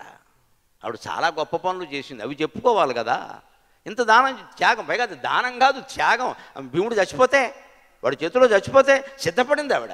పర్వాలేదు, నాకు 4 ఉన్నారు, ఇంకా నీకు ఒక్కడే ఉన్నాడు, ఎలా ఇస్తావు అంటే, ఆపద స్థితిలో ఉన్నప్పుడు కూడా చేశారు కదా, ఇంకేమిటి, ఇంతకంటే ఏం కావాలి అన్నారు. అంచేత మనకి ధనబలం లేకపోతే శరీర బలం ఉండొచ్చు, శరీర బలం లేకపోతే బుద్ధి బలం ఉండొచ్చు. ఏదో ఒక రకంగా రోటరీ సంస్థ ద్వారా అధ్యక్షులకు సహకరించి అన్ని గ్రామాల్లో ఉండేటువంటి, అన్ని ఇతర ప్రాంతాల్లో ఉండే పాత అధ్యక్షులు, కొత్త అధ్యక్షులు అందరూ ఈ సేవా కార్యక్రమాలు నడిపిస్తే కృతయుగాన్ని మనం ఇక్కడికి దించవచ్చు, అనుమానం ఏం లేదు, ఇక్కడికి దించవచ్చు. మన ప్రయత్నంలో ఉంది అది. ఇంకొక మాట చెప్పి 5 నిమిషాల్లో నేను సెలవు తీసుకుంటాను. కొందరు పని చేస్తారు, కానీ ఆ చేసే పని ఎలా ఉంటుందంటే పుల్లెట్టేటట్టు ఉంటుంది. అక్కడ చేస్తాడు, చేస్తున్నట్టే కనిపిస్తాడు. అన్నా నీకెందుకన్నా అంటాడు, ఇక్కడ వీడు చేయడు. ఇక్కడ వెనకటికి ఒక ఆయన విదేశాలకు వెడుతూ ఒక సంస్థ యజమాని, ఆయన దగ్గర సెక్రటరీ ఉంటాడు కదా, ఆయన చెప్పి నేను వచ్చేసరికి ఒక నెల అవుతుంది, నువ్వు ఇవన్నీ చూసుకో అన్నట్ట. ఈ సెక్రటరీ కొంచెం యజమాని దగ్గర గొప్పలు పోవడం బాగా అలవాటు. అందుకని నీకెందుకన్నా మీరు మర్చిపోండి మేము చూసుకుంటా అన్నాడు వాడు. ఈ నెల తర్వాత వచ్చాడు, ఆ పనులు అవలేదేమిటంటే సారీ నేను మర్చిపోయాను అన్నట్టు వాడు. ఇలాంటి వాడు ఉంటే ఎంత, ఉండకపోతే ఎంత. అందుకని సహాయకుల్ని వైస్ ప్రెసిడెంటో కార్యవర్గ సభ్యులో ఇలాంటి వాళ్ళని ఎంచుకునేటప్పుడు కూడా, వాళ్ళ నుంచి సేవ తీసుకునేటప్పుడు కూడా నాయకుడు చాలా జాగ్రత్తగా ఉండాలి. భూపతిగా ఆత్మబుద్ధి మది పుట్టకయున్నా తన బుద్ధి మీదే తాను ఆధారపడాలి, ఇతరుల మీద కాదు. ఇతరులకి నుంచి సహాయం తీసుకోవడం వరకు వాళ్ళ మీద డిపెండ్ అవ్వద్దు, ఆధారపడద్దు. నీ తెలివితేటల మీదే నువ్వు ఆధారపడాలి. వాళ్ళు లేకపోయినా కార్యక్రమం నడిపిస్తామనే ధోరణిలో ఉండాలి. ఒక హోటల్ పెట్టాడు ఎవడన్నా అంటే వాడికి దోశలు వేయడం ముందు వచ్చి ఉండాలి. ఎందుకంటే కుక్ ఎప్పుడు వెళ్ళిపోతాడో తెలియదు. ఇక్కడ చెఫ్ అంటారు, వాడు పోతాడు. చెఫ్ అంటే చెప్పా పెట్టకుండా పోయేవాడే చెఫ్. అందుకే వీడు 50,000 జీతం ఇచ్చినా పక్క హోటల్ వాడు ఎవడో 55 ఇస్తానంటే వాడు పోతాడు. ఇప్పుడు చెఫ్ లేకపోతే ఈ డిఫ్ గారు చేసే పనేం లేదు అక్కడ. అంచేది హోటల్ మేనేజ్మెంట్ చేసి హోటల్ పెట్టాం ప్రధానంగా అంటే దోశలు వేయడం రావాలి ముందు. గిన్నెలు గడగడం రాకపోయినా పర్వాలా, ఇంకోటి దొరుకుతాడు. దోశలు వేసేవాడు ఎవడో దొరుకుతాడండి. పైగా ఈ హోటల్ దోశలకి ఫేమస్. దోశే దానికి దోశ మరి నీకు రాదు, ఇక అక్కడి నుంచి ఆ చెఫ్ కాళ్ళు ఎట్టుకోవాలి ఇక్కడ. అందుకని ఇక్కడ చెబుతున్నాడు ప్రత్యేకంగా, మనకి ఎప్పుడు నాయకుడైన వాడు తాను స్వయంగా ఏదైనా చేసుకోగలగాలి. ఆధారపడితే వాడు వస్తాడో రాడో చెప్పలేము. భూపతికి ఆత్మబుద్ధి మది పుట్టకయున్న, భూపతికి ఆత్మబుద్ధి మది పుట్టకయున్న, ప్రధానులు ఎంత ప్రజ్ఞా పరిపూర్ణులైన కొనసాగదు కార్యము. కార్యదక్షులై ఓపిన ద్రోణ భీష్మ కృపయోధులనే కులుగూడి కౌరవక్ష్మాపతి కార్యము ఏమియును జాలిరే చేయగవారు భాస్కరా. నాయకుడైన వాడు సొంత బుద్ధి మీద ఆధారపడాలి, కానీ తన కింద వాళ్ళ బుద్ధి మీద సహకారం మీద ఆధారపడద్దు. శాస్త్రం ఎప్పుడు అందరికీ సమానమే. అందుకని కింద వాళ్ళని సహకారం చేయమని చెప్పింది. నాయకుడికి ఏం చెప్పింది? నువ్వు ఆశించకు, నీ పని నువ్వు చేసుకో, వాళ్ళు లేకపోయినా నువ్వు చేయగలగాలి. లేకపోతే నాయకుడు అంటే అర్థం ఏమిటి? దానికి ఉదాహరణ చెబుతున్నాడు ఇక్కడ. నీ బుద్ధితో నువ్వు స్వయంగా వ్యూహాలు నిర్మించుకుని నడిపించుకోలేకపోతే కౌరవ పాండవ యుద్ధంలో దుర్యోధనుడు నష్టపోయినట్టే నష్టపోతావు. ఎందుకంటే దుర్యోధనుడికి సొంత వ్యూహాలు లేవు. భీష్ముడి మీద, ద్రోణుడి మీద, కర్ణుడి మీద ఆధారపడ్డాడు. ఈయన సొంతంగా పాండవుల 5గురిలో ఒక్కడిని కూడా గెలవలేడు, అనుమానం ఏం లేదు. అందరూ ఒక్కడిని కూడా గెలవలేడు. సహదేవుణ్ణి కూడా దుర్యోధనుడు గెలవలేడు, ఏం అనుమానంలా. భారత యుద్ధం చదివితే అర్థమవుతుంది. ధర్మరాజు చేతుల్లో 2 సార్లు పరిగెట్టాడు దుర్యోధనుడు. ధర్మరాజు చేతుల్లో, నకులుడి చేతుల్లో 2 సార్లు పరిగెట్టాడు. అర్జునుడి చేతుల్లో 10-15 సార్లు అయిపోయింది. భీముడి చేతుల్లో 3-4 సార్లు ఓడిపోయి పరిగెట్టాడు. సహదేవుడి చేతుల్లో కూడా పరిగెట్టాడు. దుర్యోధనుడిని పరిగెట్టించని పాండవ యోధుడు లేడు అసలు. ఇంత పిరికి సన్నాసి వీడినో పెద్ద దుర్యోధనుడు అంటారు. ఇక్కడ మనకి హీరోలను విలన్లు చేయడం, విలన్లు హీరోలను చేయడం ఇదో జబ్బు తయారైంది అనవసరంగానే. ఇక్కడ హీరో విలన్ అయిపోతాడు, విలన్ హీరో అయిపోతాడు. ఎందుకంటే వీళ్ళు ఎవరో వ్యాసభారతం చదవరు, మూల గ్రంథాలు చదవరు. దుర్యోధనుడికి పరిగెట్టడమే పని. అటువంటి వాడు ఎవడు నమ్ముకున్నాడు? భీష్ముడు నమ్ముకున్నాడు. కాబట్టి ఆయన 10 రోజులు యుద్ధం చేస్తే 2 రోజులు ఊరికి పెద్ద ఆయన గౌరవంతో రోజు రాత్రి ఆడడం షంటింగు. తాత నువ్వు ఎవరిని చంపట్లా. చివరికి ఎంత మాట అన్నాడు భీష్ముడు అంటే, నువ్వు ఎందుకున్నావు ఇక్కడ అనేసాడండి పెద్దవాడిని, 257 సంవత్సరాల వాడిని. నేను ఇంతకాలం నిన్ను పోషించానడు. ఈ వెధవడండి భీష్ముడిని పోషించడానికి. ఆయన వదిలేస్తే కదా వీడికి వచ్చింది రాజ్యం. ఆయన చెరుకు గడ తిన్నట్టు తినేసి పిప్పి బారేస్తే వీళ్ళకి వచ్చింది రాజ్యం. ఆయనే పెళ్లి చేసుకుని ఆయనే రాజ్యం అనుభవించుంటే వీళ్ళకేముంటుందండి? ఒక మహానుభావుడు త్యాగం చేస్తే దాన్ని దుర్యోధనుడు అన్న మాట ఏమిటంటే, మిమ్మల్ని అందరినీ అనవసరంగా పోషించా. ఏమిటి వీడు పోషించడం ఏంటంటే? ఆయన్ని ఖిన్నుడైపోయాడు భీష్ముడు. అప్పుడే 9వ రోజు ఒళ్ళు మండిపోయి ధర్మరాజు రథం దగ్గరికి రథం పోనిచ్చి దగ్గరగా వెళ్ళి చెవిలో చెప్పాడు, రేపొద్దున నన్ను చంపే, నీకు పుణ్యం ఉంటుంది, రేపు చంపే, నేను పడలేకపోతున్నాను, నేను యుద్ధం చెయ్యాలని నాకు లేదు, వాడేమో నిన్ను చంపాడా నీ తమ్ముడిని చంపాడా అని అడుగుతున్నాడు, నాకు ఇష్టం లేదు ఇది, నన్ను చంపే అంటే, తాత ఎలా చంపమంటాడు, సెకండ్ని ముందు పెట్టుకో, వాడిని బాణాలు వేయమను, నేను వెయ్యను, పడిపోతాను, నాకు విముక్తి కలిగించని అడిగాడమ్మ ధర్మరాజు ఈ షంటింగ్ పడలేక. అంటే నాయకుడు ఎప్పుడు తన బుద్ధి మీద ఆధారపడి వీళ్ళందరి మీద ఆధారపడి వీళ్ళని ఏడిపించుతాడమ్మను. ద్రోణాచార్యులు అయితే మమ్మల్ని తిండి పెట్టి పోషించాడు, గురువుని, చదువు చెప్పిన గురువు, నేను తిండి పెట్టి పోషించా, మీ రక్త మాంసాలు నావి అన్నాడండి. అంత మాట గురువుని అనొచ్చా? ఆయనకి మంటెత్తిపోయింది నిజంగా. ఇలాగ అందరి మీద ఆధారపడి వాళ్ళు ఏం చేశారు, ద్రోణ భీష్మ కృపయోధులు అనేకులు కూడి వాళ్ళందరూ కలిసి చేసిన పని ఏమిటంటే, ఈయన కౌరవక్ష్మాపతి కార్యం ఏమియును జాలిరే చేయగా వాళ్ళు చేయలేకపోయారు. ఎందుకని చెయ్యాలని లేదు. నేను చెప్పానుగా, భీష్ముడు నాయకుడుగా ఉంటే ద్రోణాచార్యుడు యుద్ధం సరిగ్గా చేయాల, ద్రోణాచార్యుడు నాయకుడుగా ఉంటే కర్ణుడు యుద్ధం చేయాలి. మరి అదే కర్ణుడు ద్రోణాచార్యుడు సేనాధిపతిగా ఉన్నప్పుడు 14వ రోజు యుద్ధంలో భీముడి చేతుల్లో 3 సార్లు ఓడిపోయి పారిపోయాడు, మూడు సార్లు. అదే భీముడిని కర్ణుడు నాయకుడుగా ఉన్నప్పుడు పడగొట్టి ఓడించాడు. అంటే తన నాయకత్వం ఉంటే గట్టిగా పనిచేస్తాడు, లేదా లేదనమాట. ఈ భావన అప్పటి నుంచి ఇప్పటి వరకు ఉందండి. ఇది మనం పోగొట్టుకుంటే తప్ప ఏమీ చెయ్యలేము ఖచ్చితంగా. ఇంకొక మాట చెప్పి నేను సెలవు తీసుకుంటా. ఎవరిని అడగాలి మనం? పెద్ద పెద్ద కార్యక్రమాలన్నీ తలపెట్టాం, ఎవరిని అడగాలి? మధ్యతరగతి వాళ్ళని, దిగువ మధ్యతరగతి వాళ్ళని అడక్కండి దయచేసి, వాళ్ళు చాలా ఇబ్బందుల్లో ఉన్నారు. సంపన్నులనే పట్టుకోవాలి. రోటరీ క్లబ్ అంటే సంపన్నులనే పట్టుకోవాలి బాగా. సంపన్నులు అంటే పన్ను ఎగ్గొట్టేవాళ్ళు అని అర్థం. సంపన్ను అంటే సంపన్ను కడతాడు, పూర్తిగా కట్టడు. సంపన్ను అంటే SOME సమ్, అది పూర్తిగా కట్టడు. సంపన్ను కట్టేవాడే సంపన్నుడు, పూర్తిగా కట్టడుగా. అంచేది ఈ ఎగ్గొట్టిన పనులన్నీ ఉన్నాయే అవి మనకి దిగ్గొట్టమని చెప్పండి ఖచ్చితంగా. కార్పొరేట్ సోషల్ రెస్పాన్సిబిలిటీ అని ఉంది కదా, CSR. సినిమాల్లో CSR ఎంత గొప్పవాడో ఈ CSR అంత గొప్పది. CSR శకుని పాత్ర వేసేవాడు, ఇక శకుని ఇంకొకడు వేయలేడు, ఇంకా CSRే వేయాలి. అందుకని ఆ CSR ఎంతో ఇది అంతే. అంటే సంపన్నులనే పట్టుకోండి. దానికి కూడా భాస్కర శతకంలో చెబుతున్నాడు, అడిగితే సంపన్నుడిని అడగాలయ్యా, నువ్వు పేదవాడిని అడిగితే ఏం ఉపయోగం అని. సిరివలనేని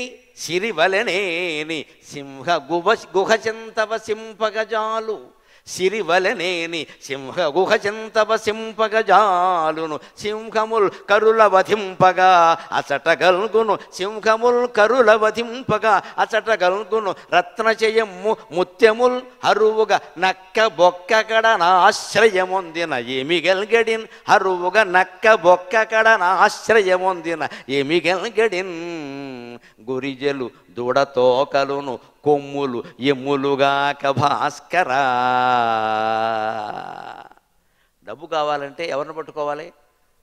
సింహం గుహ దగ్గరుండి నీకు ధైర్యంగా ఉంటే అన్నాడు. సింహం గుహ సిరివలని అని సింహ గుహ చెంత వసింపక జాలు. సింహాన్ని చంపక్కల్లా, సింహం గుహ దగ్గర ఎలా ఉంటామండి? సింహంతో వద్దు, సింహం జోలికి నువ్వు వెళ్ళకు. ఆ గుహ పక్కనే, దానికి కనపడకుండా ఉండు, కనపడితే గుడ్ మార్నింగే, కనపడద్దు, పక్కకుండు. సింహ గుహ చెంత. ఎందుకని? సింహం ఏనుగులను చంపుతుంది, సింహం లేళ్లని నక్కల్ని కుక్కల్ని చంపదండి, దాని స్థాయి వేరు. అది ఏనుగును చంపుతుంది. నిజకర నకర విదారిత హస్తి మస్తిష్కమన్ గాక కేసరి జీర్ణతృణంబు మేయునే అంటాడు చెన్నైసూరి నీతి చంద్రికలో. తన వాడి గోళ్లతో చీల్చినటువంటి ఏనుగు కుంభస్థలంలో దొరికిన ముత్యాల మాంసాన్ని కొద్దిగా 2 చెంచాలు తిని వెళ్ళిపోతుంది. అది సింహం అంటే అంతే. 20 గంటలు గుహలో ఉంటుంది, 4 గంటలు బయటకు వస్తుంది అంతే. ఇక్కడ అంతటి సింహం అది. అందుకని అది ఏం చేస్తుంది? దాని గుహ దగ్గర ఏనుగులను చంపుతుంది కదా. కరుల వధింపగా అచట గల్గును రత్నచయమ్ము ముత్యములు, ఏనుగుల కుంభస్థానంలో ముత్యాలు ఉంటాయి. కొన్ని రకాల జాతుల ఏనుగుల దంతాల్లో ముత్యాలు రత్నాలు ఉంటాయి. రత్నాలు ముత్యాలు అది తిందు, అరగదు కదా, మాంసమే తింటుంది. అందుకని సింహం గుహ దగ్గర రత్నాలు ముత్యాలు రాలిపడి ఉంటాయి. కనీసం ఆ ఉండే అడుక్కునేదేదో, సాయం అడిగేదేదో సింహాన్ని అడగవయా, పనికిమాలిన నక్కలు నన్నే ఎందుకు అడుగుతావు నువ్వు పని లేక? ఎందుకంటే సింహం గుహ దగ్గర ఉంటే ముత్యాలు దొరుకుతాయి, రత్నాలు దొరుకుతాయి, దాన్ని అడగక్కర్లేదు, అదేదో తినేసి వెళ్ళిపోతుంది, లోపలికి వెళ్ళి పడుకుంటుంది. నువ్వు అక్కడ ఏరుకోవచ్చు అని నేను ఓ ముత్యం అమ్ముకుంటే 2 లక్షలు, ఓ రత్నం అమ్ముకుంటే 2 కోట్లు, దాని పరిస్థితిని బట్టి. అంచేత మనం సంపన్నులను పట్టుకోవాలి. మామూలు వాళ్ళు ఎవరినో బలహీనలను పట్టుకుని మీ దానం వచ్చిందండి మీరు ఇవ్వాలంటే వాడు నేనే అప్పుల్లో ఉన్నానని ఎడుతుంటే అప్పులో అప్పండి అంటే వాడు మనం చెప్పెట్టు కొట్టేస్తాడు. అక్కడ నేనే చస్తుంటే నువ్వేమిటాయా ఇక్కడ? అందుకే అరువుగా నక్క ఒక్కగడ ఆశ్రయముందిన ఏమి గెలగడి. నక్కలు ఉండేటువంటి చిన్న చిన్న కంతల దగ్గర నువ్వు ఉంటే ఏం దొరుకుతాయి? నక్కలు ఏం తింటాయి? సింహాలు, పులులు, ఏనుగులు తినగా మిగిలిన ఆహారం ఉంటుంది, అవి తింటాయి. అక్కడ ఏముంటాయి? గొరిజలు, గిట్టలు ఉంటాయి. అక్కడ గిట్టలు తినలేరు కదా, అందుకని మాంసం వదిలేస్తారు. దూడ తోకలు ఎవరు తిన, దూడ మొత్తం తినేసి దూడ తోక వదిలేస్తారు. ఈ గిట్టలు ఉంటాయి, దూడ తోకలు ఉంటాయి. కొమ్ములు తినరు కదా, అవి ఉంటాయి. ఎముకలు ఉంటాయి. ఈ ఎముకలు కొమ్ములు తప్పితే ఏం ఉండవయ్యా, అక్కడే ఉంటాయి. పట్టుకుంటే సింహాన్ని పట్టుకున్నట్టుగా సంపన్నుడిని పట్టుకో ఖచ్చితంగా. ఆ సంపన్నుడి దగ్గర వాడి దగ్గర ఏం చెప్పకల, అయ్యా మీ పేరు సంపన్నులు కదండి, గరికపాటి వారు చెప్పారు సంపన్ను మాత్రమే కడతారని, ఆ మిగిలిన పన్ను మాకు కట్టండి కొంచెం, మీకు పుణ్యం ఉంటుంది, దానం వస్తుంది, సమాజానికి సేవ జరుగుతుందంటే. నేను ఒక నమ్మకంతో చెబుతున్నానమ్మా, ధనవంతుడు అయినంత మాత్రాన్ని మనం నిందించాల్సిన అవసరం లేదు. ధనవంతులందరూ లక్ష్మీ పుత్రులు, వాళ్ళకి నమస్కారం పెట్టాలి. నిజంగా వాళ్ళకి అదృష్టం ఉంది, సంపద వచ్చింది, వాళ్ళు కష్టపడ్డారు, చాలా కష్టపడ్డారు. వాళ్ళకి మనం చెప్పాల్సిన విధానం ఏమిటంటే, అయ్యా మీరు ఏదో చేస్తున్నారు, మీ కుటుంబాన్ని ఖర్చు పెట్టుకోండి, మేము కాదను, కానీ సమాజానికి సేవ కదా ఇది, మీరు చేయకపోతే ఎవరు చేస్తారండి? ఇది చాలా పెద్ద ప్రాజెక్ట్ అండి, ఇది మొత్తం 10 కోట్ల ప్రాజెక్ట్ ఇది. మీలాంటి వారు 10 లక్షలు 15 లక్షలు ఇస్తే వస్తుంది, కానీ మేము వాళ్ళనేమో ₹1 అడిగితే ఏం వస్తుందని కాస్త పంపింగ్ అంటారు, పొగడ్డం కూడా బాగా నేర్చుకోవాలి. ముఖ్యంగా ఆ ధనవంతుడు ఏ పార్టీకి చెందినవాడో ఆ పార్టీకి అనుకూలంగా మాట్లాడాలి. అది ఒక్కటి నేర్చుకుంటే సరిపోతుంది. అందుకే రోటరీ క్లబ్ వాళ్ళందరూ నేర్చుకోవాల్సింది ఏమిటంటే, ఎప్పటికెయ్యది ప్రస్తుతము అప్పటిక ఆ మాటలాడి అన్యుల మనములు నొప్పింపక తా నవ్వక తప్పించుకు తిరుగువాడు ధన్యుడు సుమతి అన్నారు. ఆయన ఏ పార్టీకి చెందినవాడో తెలుసుకోవాలి, ఆయన అభిరుచులు ఏమిటో తెలుసుకోవాలి, ఆయన ఇష్టదైవం ఎవరో కూడా తెలుసుకోవాలి. ఆయన అయ్యప్ప స్వామి భక్తుడైతే లోపలికి వెళ్ళినప్పుడు స్వామియే అనాలి, ఓ అంటాడు, ఆయన ఇచ్చేస్తాడు. ఆయన దగ్గరికి నువ్వు అయ్యప్పని విమర్శిస్తే అలాగా అక్కడికి వెళ్ళి వద్దు. ఇది ఎప్పటికి ఏది ప్రస్తుతము అప్పటికి ఆ మాటలాడి, ఆ ప్రస్తుతం నీకు దానం కావాలి, 10 మందిని వాళ్ళకి అనుకూలంగా మాట్లాడు. అబద్ధాలు చెప్పక్కల్లా, ఉన్న వాటిలోనే వాళ్ళకి అనుకూలమే నువ్వు చెబుతావు, అబద్ధాలు చెప్పక్కల్లా పని కట్టుకుని. అన్యుల మనములు నొప్పింపక తానొవ్వక, అతని మనస్సును నొప్పించొద్దు, నువ్వు బాధపడద్దు, అనుకూలమైన మాటలేవో మాట్లాడు, తప్పించుకు తిరుగువాడు ధన్యుడు సుమతి. అలాంటి ప్రజ్ఞ ఉంటే ధనవంతుల దగ్గరే మనం తెచ్చుకోగలం. ఇంకొక మాట ఏమిటంటే, గుర్తింపు అంటున్నారు కదా, దాని గురించి చెప్పి నేను సెలవు తీసుకుంటా. ఈ గడియారం చూసుకోండి ఒక్కసారి, 3 ముళ్ళు ఉన్నాయి. ఏది కష్టపడుతోంది, కానీ దేనికి గుర్తింపు ఉంది? గంటకొకసారి ఏగాని కదలదొకటి, తిరుగు లేకుండా రేబవల్ తిరుగునొకటి. గంటకొకసారి ఏ కాని కదలదొకటి, తిరుగు లేకుండా రేబవల్ తిరుగునొకటి. కాని గంటల ముల్లునే కాంతురెప్పుడు, శ్రమకు గుర్తింపు లేదుగా జగతి యందు. గంటల ముళ్ళుకి చాలా బద్ధకం, గంటకోసారి కదులుతుంది, అంత బద్ధకిష్టి ఎవడు ఉండడు ఇక్కడ. నిమిషాల ముళ్ళకి దానికంటే కొంచెం తక్కువ బద్ధకం, నిమిషానికి ఒకసారి కదులుతుంది. కానీ పాప సెకండ్ల ముళ్ళు ఉంటుంది, మనం పడుకున్నా లేచినా స్నానం చేస్తున్నా అన్నం తింటున్నా తిరుగుతూనే ఉంది, అది ఇలా తిరుగుతూనే ఉంది. ఎప్పుడు బ్యాటరీ వేసామో ఎప్పుడో 10 ఏళ్ల పాటు తిరుగుతూనే ఉంది అలాగా. కానీ నువ్వు టైం ఎంత అయిందంటే ఏం చెప్పావు? 10 నిమిషాలు తక్కువ 6 నిమిషాలు చెప్పావు, 6 చెప్పావు, కానీ మరి సెకండ్లు చెప్పమే. నాకు గుర్తింపు లేదు, నేను పాస్ట్ ప్రెసిడెంట్ అని మానేసింది అంటే తిరగడం. గుర్తింపును బట్టి తిరగడం ఉండకూడదండి. ఆ శ్రమ పడ్డంలోనే ఆనందం ఉండాలి, సేవ చేయడంలోనే ఆనందం ఉండాలి. అటువంటి సేవానందాన్ని, శ్రమలో ఉండే ఆనందాన్ని, శ్రమైక జీవన సౌందర్యాన్ని మీలో కలిగించడంలో నా ఈ ఉపన్యాసం ఏమాత్రం పనికి వచ్చినా నేను ధన్యుణ్ణి. నాకు ఈ 4 మాటలు నేర్పిన మా అమ్మ ధన్యురాలు. స్వస్తి.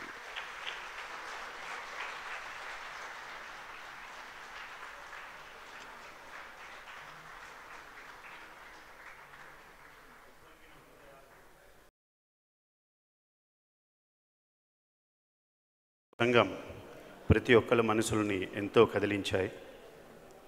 మాకు మీ పేరు వివరాలు వచ్చినప్పుడు పద్మశ్రీ పురస్కార గ్రహీత అని ఒకటే తెలుసు, కానీ మాకు మీ పేరుకు ముందు మహాసహస్రావధాని అని ఎందుకు రాయమన్నారనేది నేటి ఈ సభలో మా అందరికీ తెలియవచ్చింది. నేను సభలో ఉన్న ప్రతి ఒక్కరిని కోరుకునేది ఏమంటే, వారి మనసులో ఉన్న సరస్వతీ పుత్రుల్ని గ్రహించి అందరినీ చేతులెత్తి నమస్కరించవలసిందిగా కోరుచున్నాను.